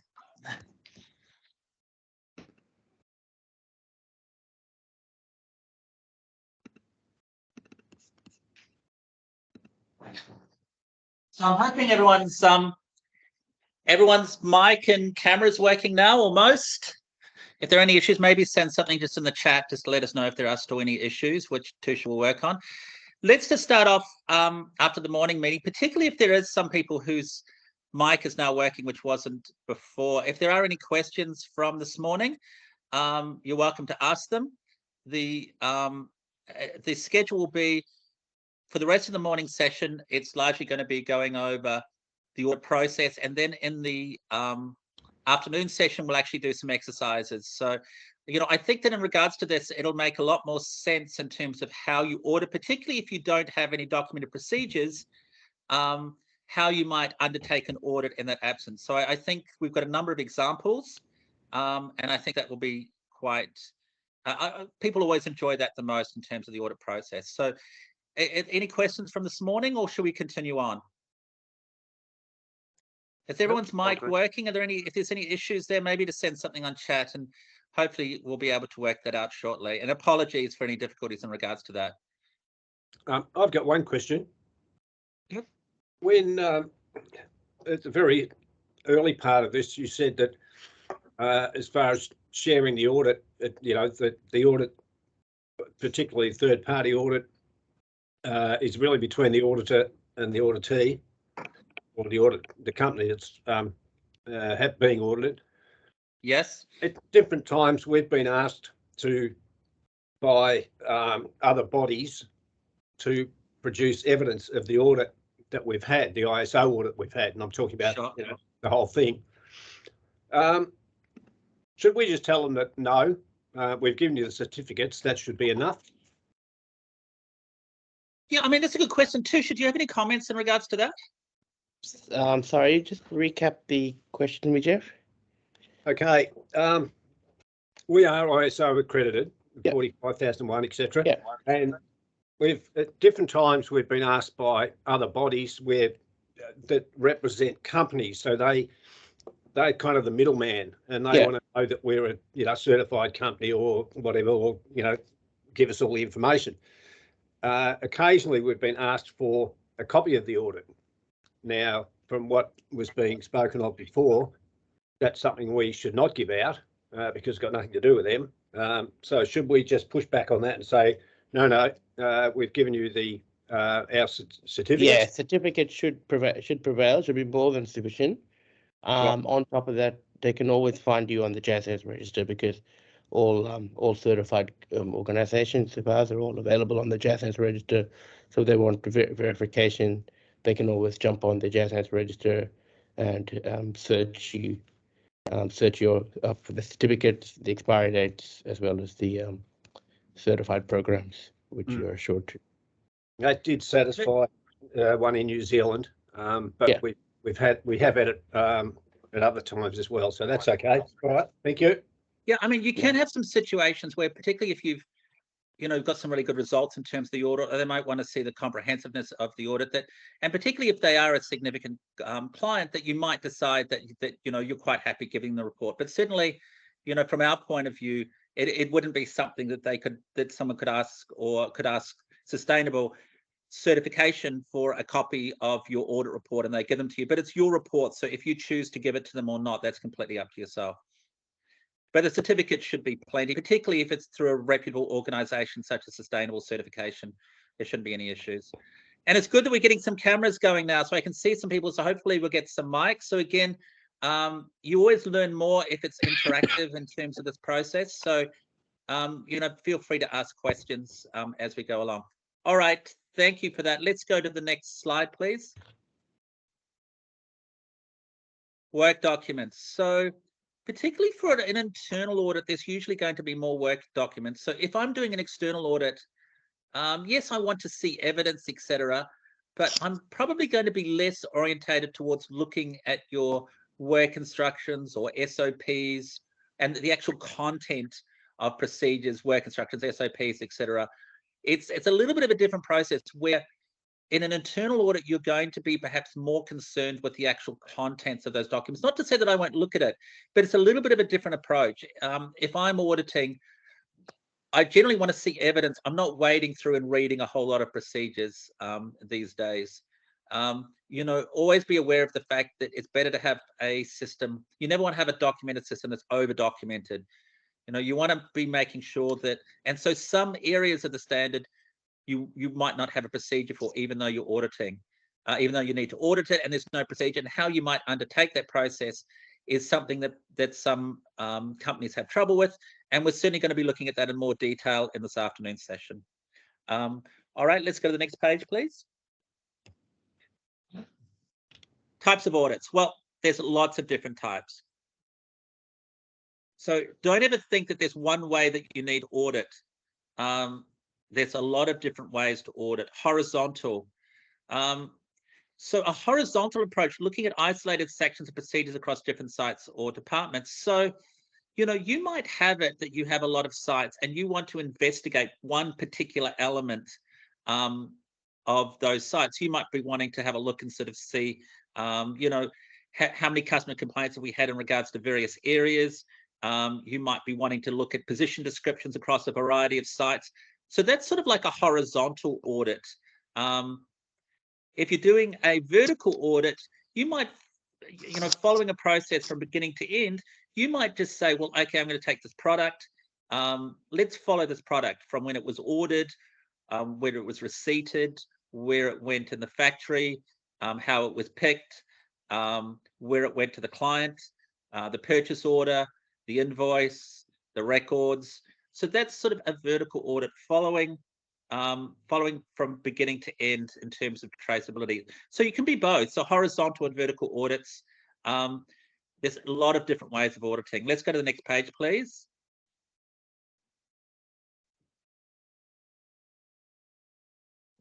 All right. So ways of auditing. You can have a checklist. Hard copy, soft copy, tablet. You might just have a list of certain areas that you want to look at or certain questions that you want to ask. You might have a document markup. You might print out the procedure. You might have, you know, yellow text highlighting certain areas that you need to check on that procedure. So it can be a little bit of a doc review process. Process-based approach. What say we don't have a documented procedure? What do we do then? So that's a really critical element. And what we talk about in the standards is the process approach. Have we heard that terminology before? The process approach? No. All right, so that's the terminology that we use. And the process is about following the natural flow. Certain questions lead to other questions. And that's really how we might summarize the process approach. So there is a variety of different ways of auditing. And again, don't be too concerned about this. You'll get a better understanding of these methods in the exercises in this afternoon's session. All right, let's go to the next slide, please.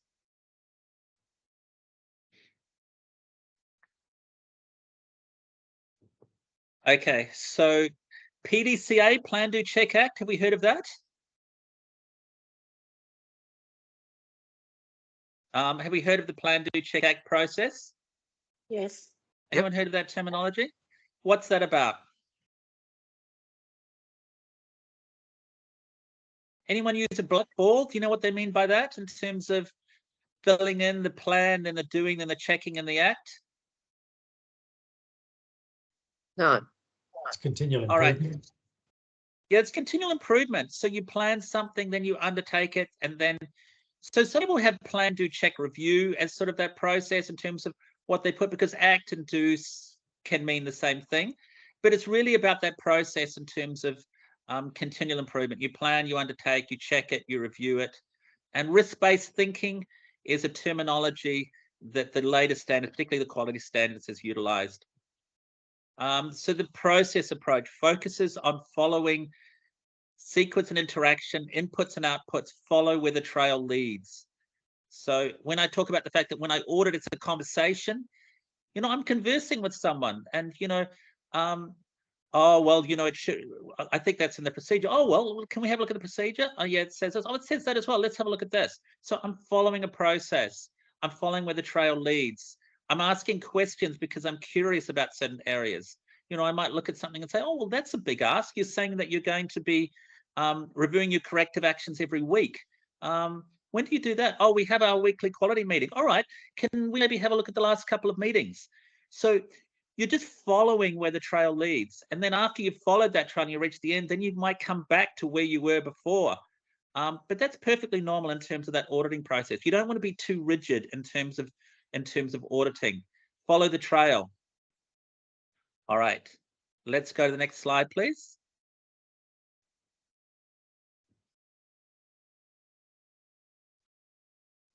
Okay, so process-based auditing. Now, some of you will perhaps not have a good understanding of exactly what process-based auditing means at the moment, but you'll certainly get a better understanding from this afternoon's session.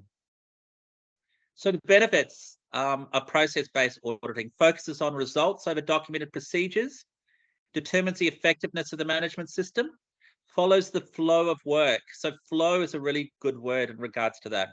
Looks at linkages. So you're going sometimes from one department to the next department. You know, I might be looking at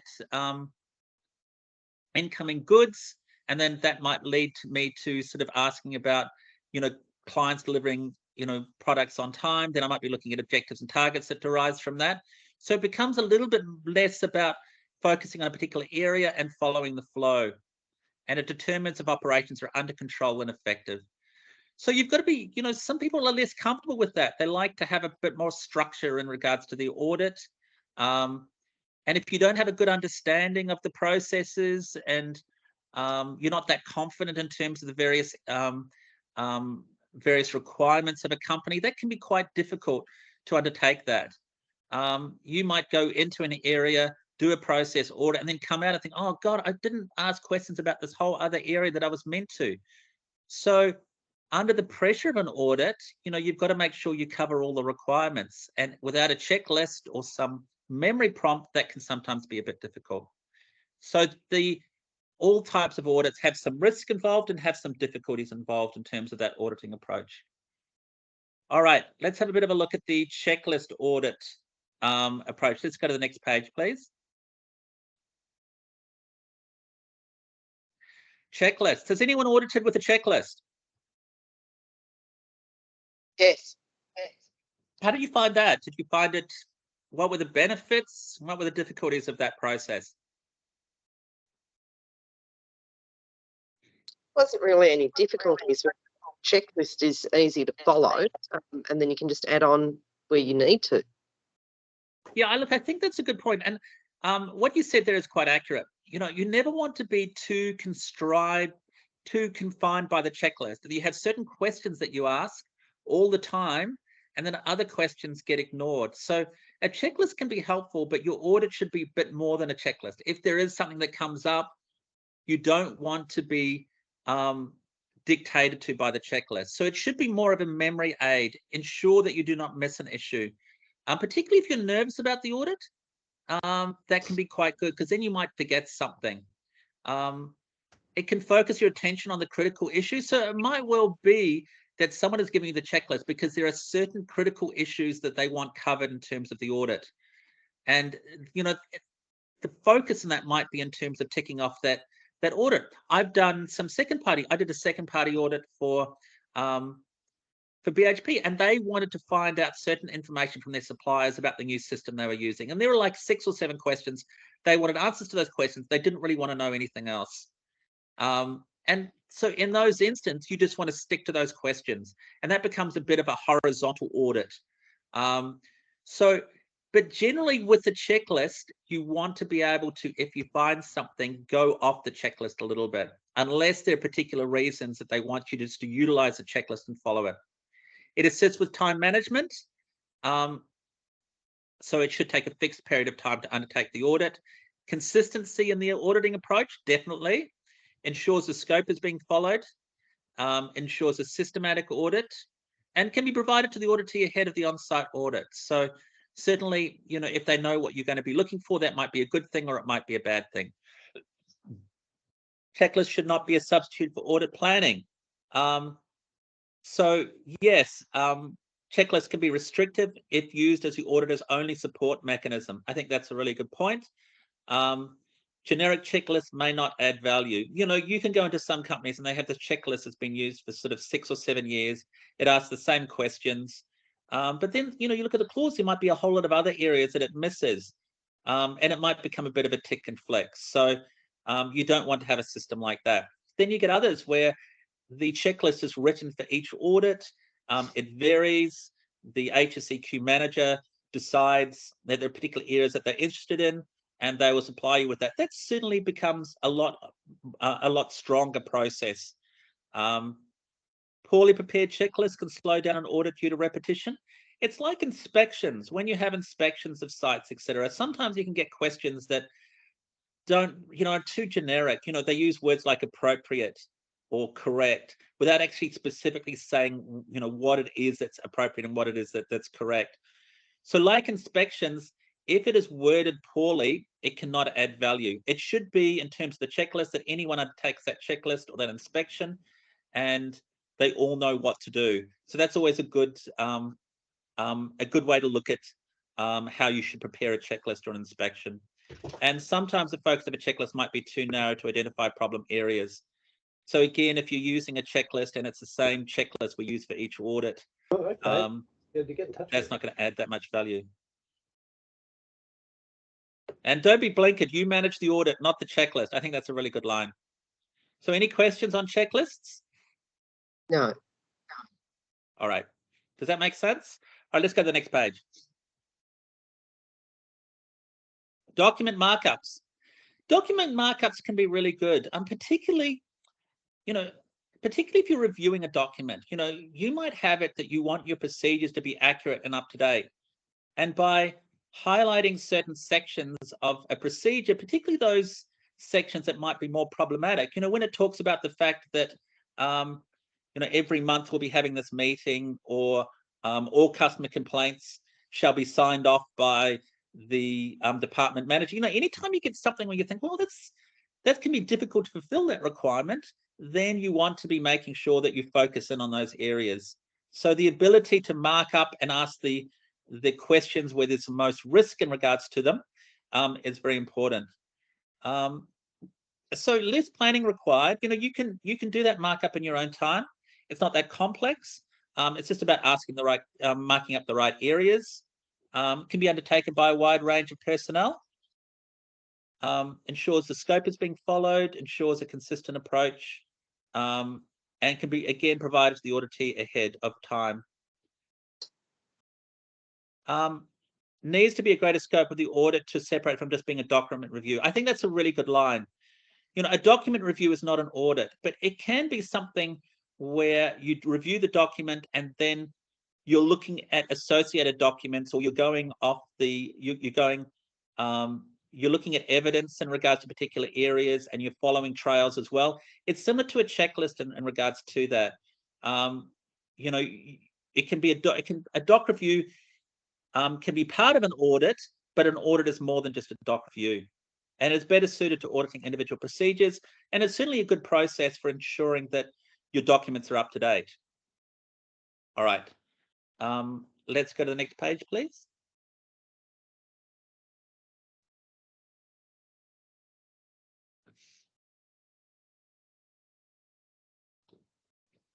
Audit plans. So an audit plan, particularly for a larger audit, like if you're going to be auditing a colleague for an hour, you don't really need a plan so much. It's more just about the fact that you've got an hour, you need to spend that wisely. But if you're going to be doing a whole day audit, say a second party audit of another company for half a day, you're going to want to be able to have some sort of plan that you show them as to when you're going to look at what, and more specifically, what it is that you want to look at. So the more formalized and the larger the audit, the more important the audit plan is. If I'm doing an audit that's going to be for a week, then the audit plan becomes really important in terms of the detail. If I'm auditing one person for a day, it's going to be a little bit more of a process-based approach. And so I'm a little less concerned about the actual detail. So audit plans relate to the length, the significance, and the formality of the audit. So we do have an exercise on audit plans, but I'm probably not going to go over it because I think that sort of depends upon the size of the audit. And I think there's other areas that will add a little bit more value. But in terms of the audit plan, it enables the preparation, ensures all required areas are covered, facilitates staff availability, can use to monitor progress, and can be the basis for discussion re any changes. So if I'm doing an external audit and we have an audit plan, I'm always going to ask at the opening meeting, you know, is everyone available? Are we okay with this plan? Oh, Joe in purchasing, he's had to rush home because his son is sick, but he'll be back tomorrow. Can we do that part tomorrow? So then you just shift things around. So that audit agenda becomes quite important, the larger and the more formal the audit process. Considerations, is it one standard or an integrated audit plan? Size and layout of the site, the nature and the structure of the organisation as processes and products, degree of centralisation of the management system, you know, is it all in one place or do different departments have their own procedures which they manage? Maturity of the management system, resources including the number and competency of auditors and time on site, previous findings. So, you know, if you have findings from the previous audit or you have areas of greater risk, you might devote more time to that, or you might make a note on the audit agenda, refer finding from the previous internal or external audit, and considerations of risks associated with the audit. You know, particularly if you've got to go from one place to the next place, how you're going to get there, etc. Timing and the size of the site become important in regards to that. All right, so we've got exercise 1 in terms of, let's go to the next page, but I'm not going to actually do, we're going to have a case study to do with tour de force. I'm not actually going to do the audit planning to do with this, but I am going to spend more time on the various exercises. We do have some documents that were sent through that relate to the exercise. We're not going to do them right now, but I just want to make sure that if they've been sent through, you have them there. If otherwise you don't have them handy, we're going to be putting them on the team site. I'm not sure if they're there already, Tusha, so that people have access to them, but I just want to make sure that when we do the exercises that we have access to the various documents in relation to that. They should be available in the chat. Oh, good, it is there. All right. Are people familiar with that you got sent through some documents? Yes. Maybe when we'll have a bit of a break later, we can have a bit of a look at that and you can have a bit of a read at that. But we're going to go through various exercises and various types of auditing. And by the end of it, that'll make some sense in relation to that. All right, let's go to the next slide, please. After this one. So the case study is going to be, I'm not going to do an audit plan at the moment. I just think in terms of timing, we're going to get more out of the exercises. And I'd rather leave exercise 1 for now and focus a bit more on the case study. All right, let's go to the next page, please. All right, let's talk a little bit about opening meetings. So again, if you're a small site and you're auditing Joe from the next department, you're not going to be having a big formalized opening meeting. You know, you're always going to have some discussions, minimum discussions in terms of the opening meeting. You're going to be talking about the length of time for the audit. You're going to be talking about what you're going to be looking at, and you're going to be talking about the arrangements for the closing meeting. You know, if you have an opening meeting and it's a huge site and you've got, you know, 50 people turning up, you know, it might be really formal. You have an opening meeting presentation. You go over the requirements and the logistics of the audit, etc. You explain if there's an audit team, the introductions in terms of those personnel, how the audit process works. You always talk about sample-based process because we can't look at everything. Confidentiality, you assure, you go over the scope. What is the boundaries of the audit? You confirm the agenda in terms of when we're looking at what. You might need a room to do the typing of the following. If there's any issues or resolve questions, what that process is. Generally, when you go to a site, you go to a second party, if you go to a client site or something like that, often they're going to induct you. It might be more or less formal. They're going to talk to you about emergency issues, where the muster is, if the siren goes off, if there's any first aid. That's pretty standard these days in terms of going to a site. Time of the closing meeting is always sort of important. You know, what time are we wrapping it up? Are people available for the closing meeting? In terms of an internal audit, you know, generally the department manager might want to be there to hear your conclusions in regards to that. The HSEQ manager might also want to be there. So in terms of that process, just to reiterate, the formalities of the opening meeting and the closing meeting depend on if it's an internal audit versus a second party or third party audit, and it depends on the complexities and length of the audit and the number of people involved. Sometimes, obviously, if it's a colleague in a small company in particular, it can be very much an informal process. Does that make sense? Yes. All right. Let's go to the next page, please.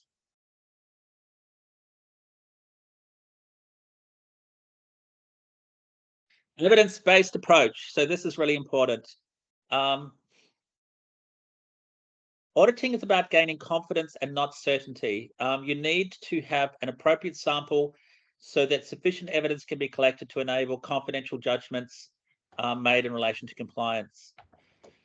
You know, how many samples do you look at? Well, you just generally get a feel for how many samples. You know, is there an issue here or is there not? If you look at a few samples and you don't find any issue, you don't keep looking until you find something. Once you're comfortable that the process seems to be fine, you move on. If you look at a few samples or you look at a couple of samples and you find an issue, then you might increase your sample size. You know, is this a once-off or is this a systematic issue? So sometimes a sample-based approach, you can look at a lot of samples because you can do it quite quickly. It might state that all purchase orders are approved by the purchasing manager or the general manager. So you might then just quickly flick through the purchase orders and see, is that the case? And after you've looked at 6, 7, or 8, you know, you might find it's all fine, or you might find 2 or 3 of them haven't been signed off. So if a couple haven't been signed off, then you sort of get a bit of an understanding in regards to, all right, let me look at 15 samples, flick through them. All right, of that 15, 6 haven't been signed off. You know, if it's one that hasn't been signed off, you're probably just going to raise that as an observation or maybe not at all. If 6 haven't been signed off, then it becomes a more significant finding because it becomes a more systematic issue.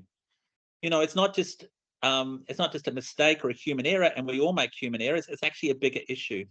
So sampling and looking for evidence and then documenting that evidence. So then you might say 15 samples looked at, 6 was shown not to be signed off by the purchasing manager or the general manager as required by documented procedure, blah, blah, blah. And then you would list the purchase order numbers that you looked at that had it been signed off. So then it's traceable evidence in terms of the process.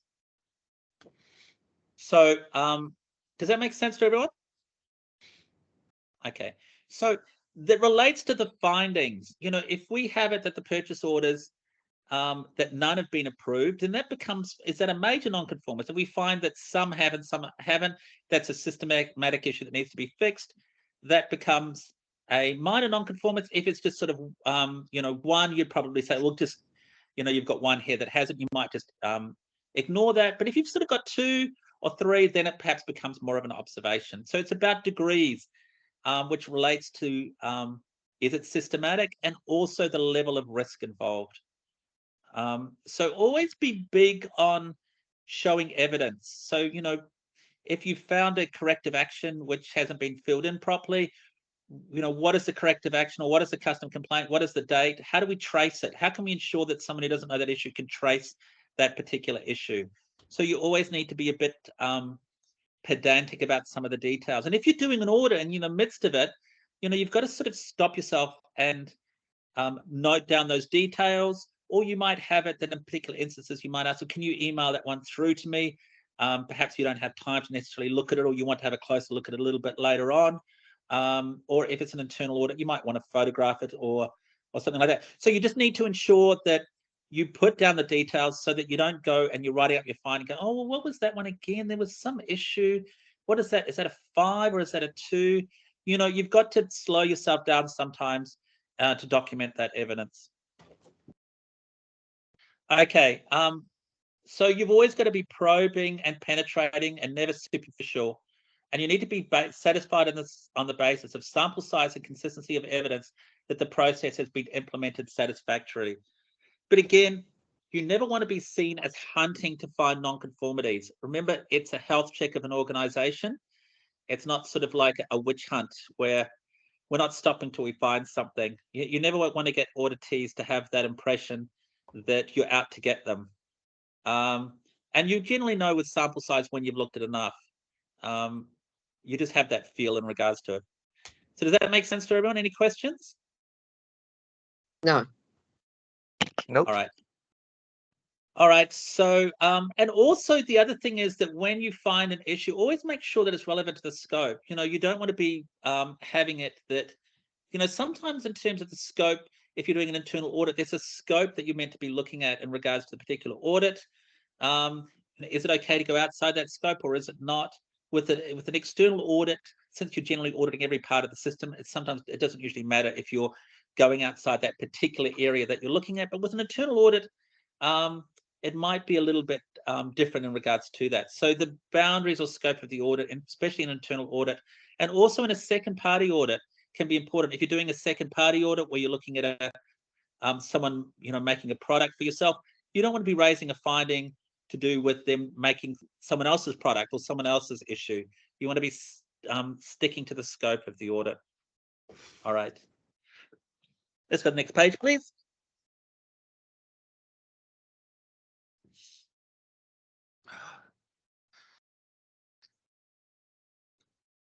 All right.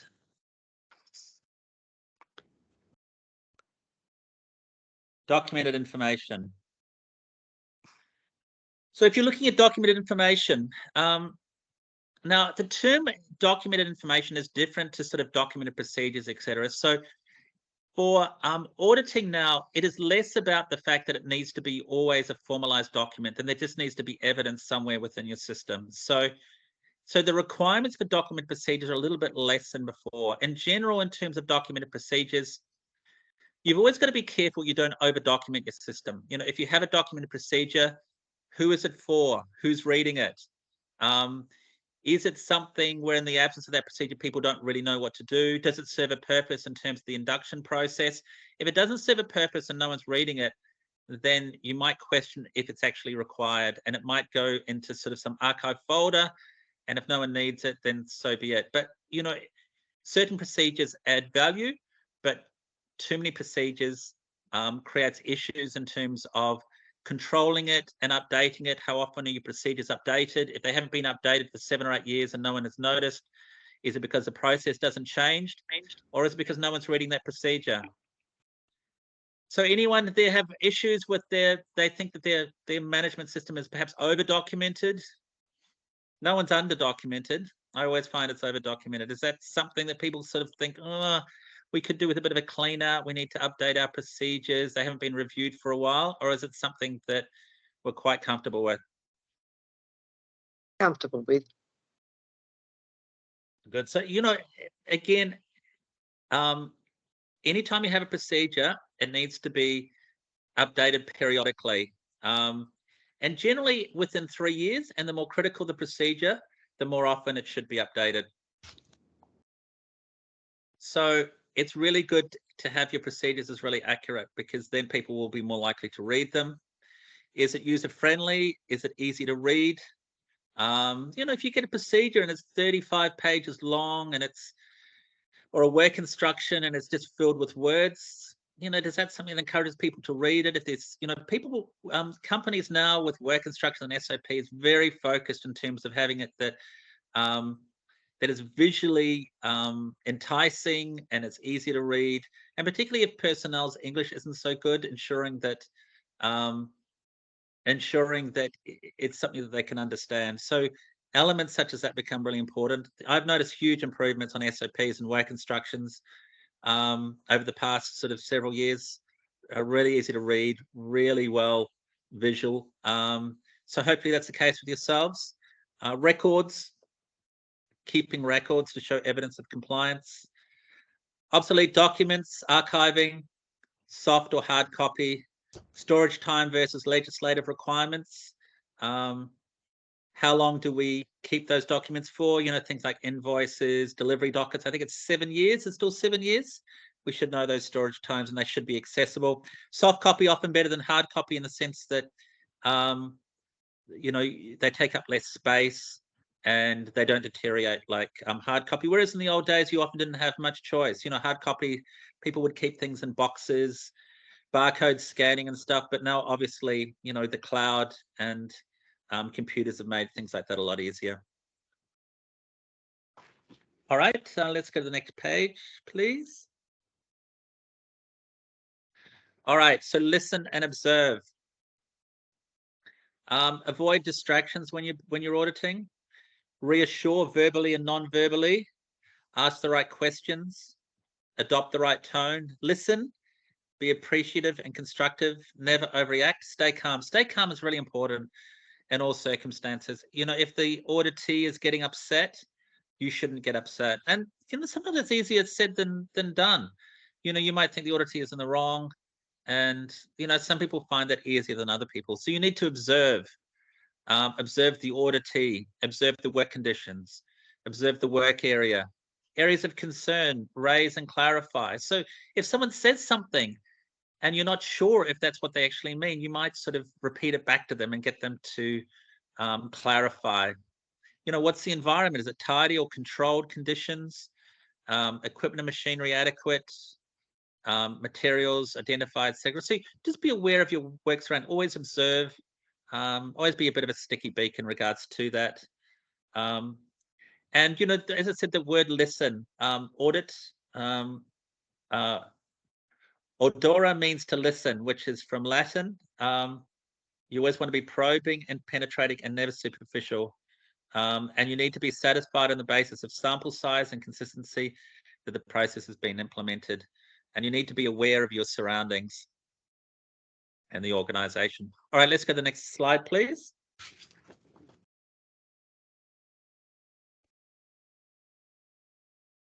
All right, rapport and body language. So you build a good rapport through voice, language, clothing, gesture, posture, expression. You should show open body language. You show that you're interested and want to understand. You don't want to be distracted. You don't want phones ringing all the time. But at the same time, if an auditee's phone rings, I generally put it on silent. But if an audit phone rings, I'll generally say, look, if it's critical, then by all means take the call. But in general, you don't want to be disturbed during the audit. You want to be attentive and to keep eye contact. You recognize auditees' communication style and adapt to it and get them into a positive frame of mind. So we spoke before about the fact that if people are nervous, that people, you know, we're all experienced in conversing, etc. We have different methods of ensuring that the auditee becomes more relaxed. I had one audit where the client was really nervous, and I spent, you know, it was an hour's period of time. I spent 20 minutes talking about the football. I saw that he was a fellow St Kilda supporter, and we just spent 20 minutes talking about that, and then gradually sort of got on to the audit process. And you know, sometimes you need to do that. You need to ensure that you cover what you need to cover, but you've also got to ensure that you have that good rapport. And you never want a situation where the auditee is trying to hide things. Generally, that doesn't happen, but you just want to be careful about that. So we have a little bit of a graph, a little bit of a graph. They're just showing in terms of body movements, etc. That's really critical in terms of expressing yourself. That's a communication model from 1970, and the voice and the voice tone and modulation is only 38% of communication. All right, let's go to the next slide, please.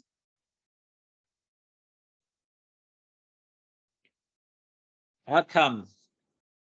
So we seek outcomes that in relation to conformance, that the management system documentation is implemented as intended and the system is effective. So an audit is not a fault-finding safari, it's a fact-finding mission. So I think that's quite a good terminology. Again, you never want to be seen to be out to get the auditee. It needs to be fair and balanced reporting. All right, let's have a look at documented information. When an issue is discovered, we want to know all the facts. We want to know the cause. Does the auditee agree with the finding or suitable explanation? So sometimes you will find something and think, well, you know, this is a really big deal. And you'll talk to the auditee and you'll find that it's not quite such a big deal, or maybe not even an issue at all. Or sometimes you will think something's not really a big deal, but then it turns into a big issue. You know, you sort of think, oh, you know, oh, someone forgot to do this on us. Oh, we never do that, but the procedure says you're going to do that. Well, let's look at some other examples. Well, you actually need to close off your corrective actions. You know, that's a requirement of the standard as well as your procedure. Oh, okay, I didn't realize that. So sometimes you can see something as not particularly important and it does become important, or sometimes you can find something as really important and this is a really big deal, but then it's sort of, oh, no, we don't do it that way, we do it this way. So you always want to have an open mind in regards to that. You want to drill down the issue to see if it's an isolated event or a symptom of a deeper problem, and you want to document the evidence with appropriate examples. So be open, not secretive, no surprises. So, you know, when you come to the end of the audit, the clients should know, they might not necessarily know something, the significance of an issue, they should do, but not necessarily. But they always want to know if, you know, what the issues are, and they should be aware that you've discussed it with them and that there's been some issues in relation to it, and that ideally they agree with that. They don't have to agree. Some certification bodies are quite big on that in terms of, you know, getting clients' agreement, and others it's less important. In terms of an internal audit, certainly it's important that there is an understanding in terms of the auditee, the department manager and HSEQ, that this is a discrepancy that needs to be completed. All right, so I've allowed a bit of extra time because I want us to have a little bit of a look at the exercises that we have. So let's go to the next slide, please. All right, so I want us to maybe we'll look at one example to do with the audit exercises. So we do have on whereabouts is the Tusha? Whereabouts can they find these various forms? Should be available in the chat. Let me just double check.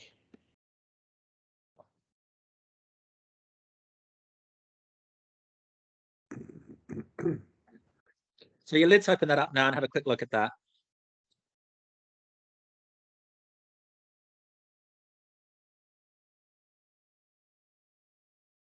Just give me 1 second. Yeah? No problems.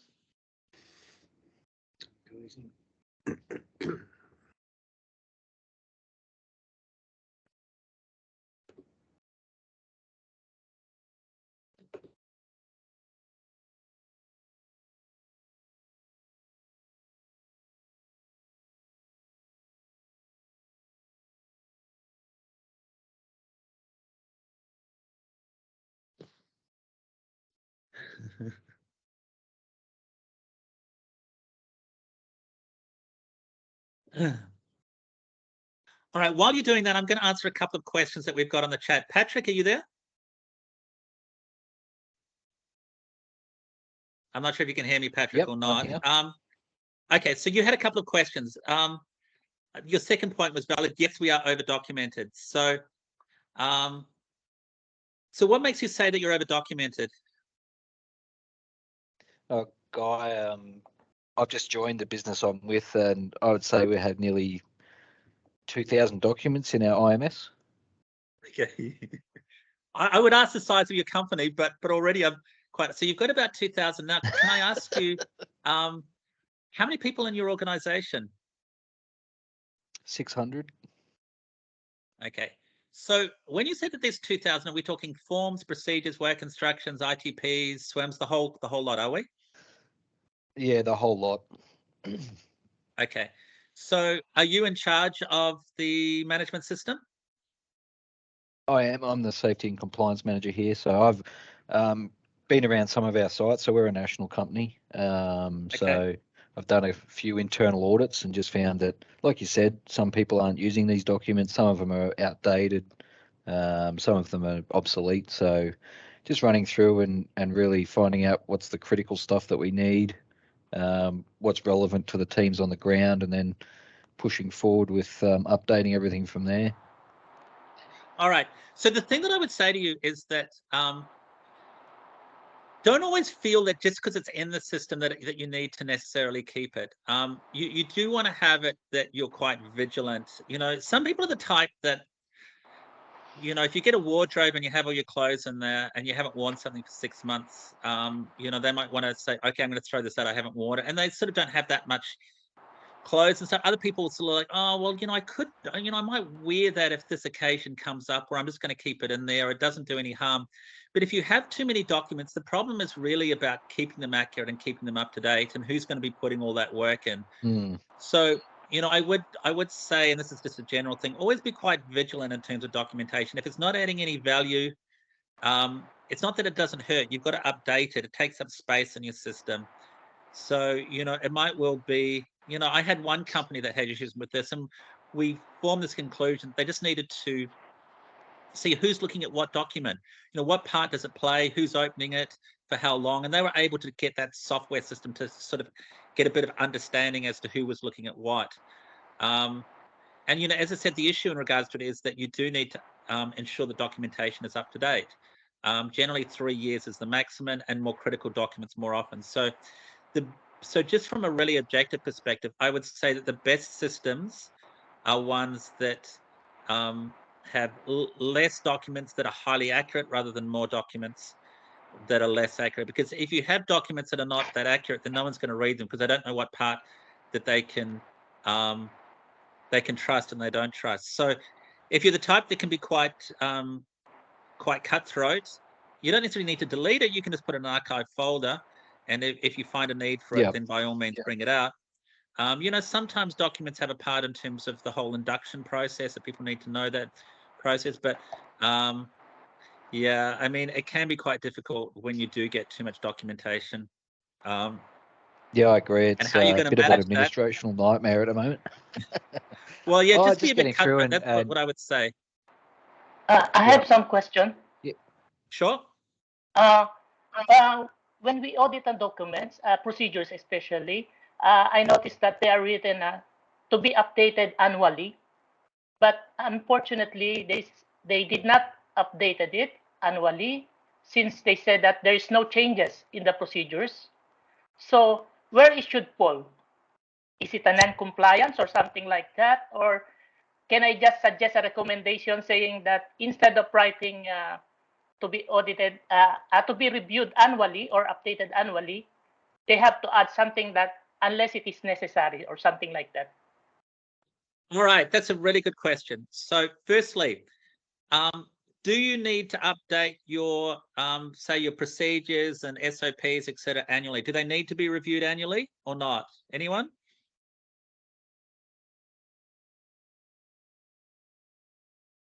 Maybe who says some. yes, who says no? Maybe some documents, like for example, the policies and everything, that it should Very be looked. good. We have a general one, the manual, which we updated annually. But the Right. other sub procedures, we don't need to update it annually. All right. So your point is very valid. See, there's nothing that says that your procedures, et cetera, need to be updated annually. There are certain things that you do need to do annually. Generally, with the policies, having them reviewed annually, it doesn't specifically say it in the standards, but that is the expectation. You're going to have some more critical documents, perhaps things like emergency response, perhaps, and other procedures which you regard in your company as more significant, that you should review annually. You're going to have other ones which, as you said before, are probably not going to change very often. So if it's not going to change very often, and instead of an annual requirement, you might have it every 2 years. I would say 3 years should be the max. So 2 or 3 years. So ideally, it would be staggered in terms of the amount of time it takes to, the amount of time between review. But at the same time, you know, if an auditor comes in there, or an internal audit, and looks at your system and says, okay, it says all documents are going to be reviewed annually, this one's, you know, 18 months, 3 years, 4 years, then obviously there's non-conformance. So you're better off, you're either going to need to change, you're either going to need to review documents more often to meet that yearly requirement, or as you've alluded to, and as I've stated, you might change the length of time depending on what the document is. And then you've got to look and say, forms. Do we review forms periodically or not? Generally, if you're getting a lot of documents that are out of date, you know, it usually, the first thing, I wouldn't say necessarily that you want to review all those documents. My first port of call would be to say, all right, these aren't being reviewed very often. Who's reading them? Are they important? You know, if no one's raised a fuss about the fact that they're not inaccurate, maybe we don't necessarily need it.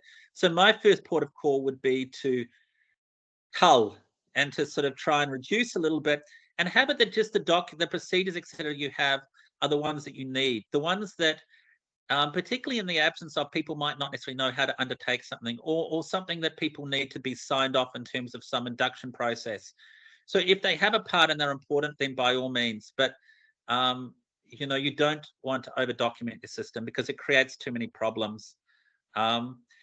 So yeah, so in short answer, I would certainly change that for the annual review, and I'd be more specific in regards to that. And then I would be making sure that there is a process when that review period comes up, that the person who is responsible will review it and then it gets approved. It might well be that part of an internal audit process is that when you internally audit an area and you have procedures relating to that area, that might also be an opportunity where the person goes through that procedure and evaluates to see that it's accurate and makes some changes, and then the head of that department might review that procedure and say, yes, I approve of those changes. Does that help at all? Yeah, thank you very much. All right, so we had another question. Should you have an internal audit procedure? That's a good question, Patrick. So historically, under the previous quality standards, there were requirements for 6 documented procedures. One of them was for internal audit procedure. So a lot of people will have an internal audit procedure as a legacy sort of issue. If in terms of the internal audit process, you need to sort of document how that is undertaken, because otherwise people might not understand, and might well be on your internal audit procedure. One thing that you might need to be aware of is that sometimes, you know, some companies have a procedure for everything, where sometimes that information might be better put in sort of an integrated system manual or a quality manual, where it becomes an overview of how you do things. So, you know, something like customer satisfaction, you might have a customer satisfaction procedure, but it might really be better to have a few lines in the manual saying customer satisfaction surveys will be undertaken annually. The results of this will be reviewed at management review, and then you might have a link to the survey, and that might be sufficient in regards to that. In terms of the details, so sometimes you might have a procedure that's a few pages long, where that information might be better put in a manual, an overview manual, etc. So sometimes you want to keep some of the information, but you don't necessarily want to have a procedure, but you want to be able to have it that people have an understanding of how to undertake something. So that can be one tip in relation to that. So the short answer is you don't have to have an internal audit procedure, but what do you have to have? Well, you need to have an internal audit schedule. That schedule needs to be based on the importance or the risk of the particular area concerned. You need to have an internal audit form or checklist or whatever you're using. You need to have evidence of the internal audits taking place. You need to have evidence of the corrective actions deriving from the internal audits. And you need to have those internal audits reviewed at the management review. So that you need a lot of documentation in regards, you need documentation in regards to internal audits. You should probably have something in the manual stating, you know, what the process is for internal audits at your company. You might well have an internal audit procedure, particularly if it's sort of a complex and there's a lot of moving parts involved in the process. But the short answer is you don't actually necessarily need to have a procedure for virtually anything. There's very few requirements to have an actual procedure, and certainly not for internal audits. So does that answer that question, Patrick? All right. Yeah, that's great. Thanks. Okay, so any more questions before we have a little bit of discussion to do with the exercises? No more questions? All right. So Tusha, can we just open up the attachments related to the exercise? And we'll just have a quick look at those. Just give me a second. Just opening up now.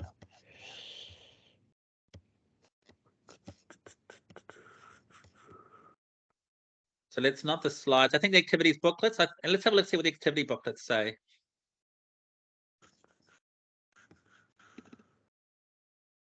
Should be here.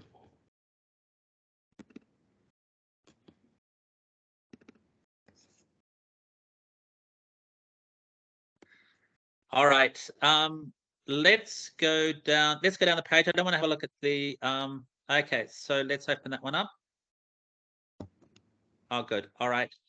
So page 2. All right. Let's just make that into full screen if we can.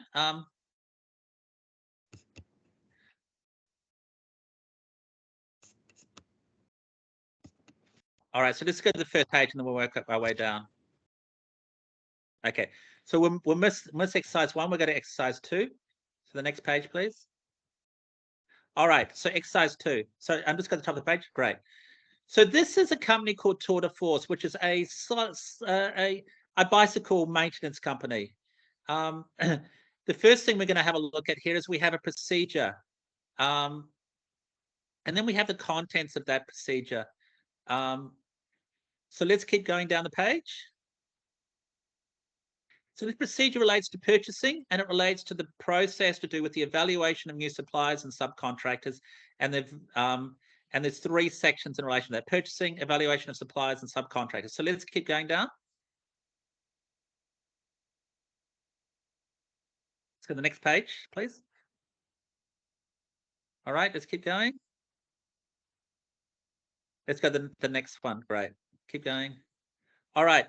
So linked to the preferred suppliers is that there is a external providers register. So we have various companies: Paul's Padding, Charlie Comfort Seats, High Tech Cycles, JD Brake Supplies. So what we have is we have a procedure, and then we have the form that relates to that procedure. So we sort of look at those together. We look to sort of see, what does the procedure say? What questions might we ask in regards to that procedure if we're doing a markup? And then we have the form that relates to it. And we also want to look at this form. Does it make sense? What sort of questions might we ask in regards to that form? All right, let's go to the next page, please. All right, so you can use a checklist to ask certain questions. And I'm not really so much interested in terms of in terms of answering the question. I just want to know what the questions are that you might ask in relation to these particular in terms of the particular areas, or you might choose to print it out and do a bit of a markup in terms of that process. So let's have a look at the next page, please. Is that the last page? One more, I think, with a bit of luck. Okay, and then at the end of the day, we're going to write out an internal audit report in terms of one particular issue per person. All right, and I think that's the last page. Now let's go. There's another section that we added, the corrective action register. Let's have a look at that one as well. All right, so this is the, can we make it a little bit bigger? All right, one more. Can't quite read it. It is, yeah, okay, great. All right, so let's say we don't have, let's say we're doing an audit and I ask, can I see the corrective action procedure? And say, well, we don't really have one. We have a process in terms of corrective actions. This is the register. So in that instance, you're not looking at a form, you're just looking at the corrective action register. And then when you look at this register and you're doing an audit of it, what are you going to be doing? Well, you're going to be looking at the content. You're going to be looking at the dates. You're going to be looking at the nature of the nonconformity. You're going to be looking at the status. You're going to be looking at the source. You're going to be looking at the grade, the type, the cause. And let's just go to the right a little bit more. There should be a little bit more information there. Just scroll across to the right, please. Corrective action taken, by when, keep going across, and by who, and then this follow-up. So when you're doing an audit, you're going to be investigating this form, see that you're happy with it's filled out, see that it's got the right information on there, see that everything's filled in. So it might well be that you have some issues in regards to these in regards to this form. So what I want us to do is this. Let's go back. We're looking at the corrective action register a little bit later on. But let's go back to the great. Yeah, let's go back to look at this, and let's keep going up the page. What I want you to do is this. I don't forget exercise 1, but let's go to exercise 2. Let's keep going on the page. I want you to review the work instruction. I want you to look at the contents of it. I want you to also look at the preferred suppliers register, and whether you print it out and mark it up, or whether you just have certain questions that you might want to ask, I want to see, given those documentation, what sort of questions or what sort of questions are you going to ask the auditee in regards to the purchasing, way of construction, the preferred suppliers register. So look at them both in relation to each other. They both relate to the same process. We're looking at the process to do with preferred suppliers and subcontractors. That's the scope of our audit. And all we really want to know is what sort of questions derived from this work instruction and this register are we going to be looking at asking? And you can ask, I don't mind how many, 4, 5, 6. There should be a number of questions there. And then once you've done this, and I don't expect you necessarily to do it that well, it will hopefully become something that will then do the corrective action process and corrective action register. And then when we audit that, hopefully we'll get some good results out of it. So you can use the checklist form on here, or you can just type some questions up that you might have, or you might print them out and mark them up. But I want you all to have a look at this, and I want you to go through that process through to 12 o'clock, and then we'll have lunch. Once you get to 12 o'clock, we'll have lunch, I think, for an hour to 45 minutes, I think, to 1:45, if that's okay. And then at 1:45, we'll come back online, and I want to see what various people's questions are in regards to this process. And it doesn't necessarily matter if you get it wrong. You can listen to the other people and see what questions that they have. So you're really looking for discrepancies. You're really looking for issues. I'm really wanting to know what sort of things are you going to be asking, what sort of questions that stand out as issues you're going to be asking in regards to the procedure and the register. As I said, we'll just leave it with the preferred suppliers process at the moment. And then after we've done that, we'll look at the second exercise will be the corrective action process. Does that make sense to everyone? Yep. All right. So let's go offline. If you have any questions or any issues in that, just put something on chat or in regards to that. But as I said, you can either mark it up and have some questions ready, or you can write the questions on the checklist, or just write it on Word, whatever suits in that regards. I just want to know what sort of questions you might look at asking based on this work instruction, the procedure, and look at everything. Look at dates, look at responsibilities, look at the information in the register, and then we'll sort of see how well you might go as an auditor. All right. So if there's no more questions, I'll leave that to you. Can we please come back online? I'll give you time to do that, as well as have lunch, and then we'll come back online at 1:45. And if you have difficulties with it, we can certainly discuss it then. It'll become a lot more obvious to you in terms of how to undertake this process by the time we go through everyone's questions and checklists in regards to this. All right, thank you very much, and let's come back online at 12:45.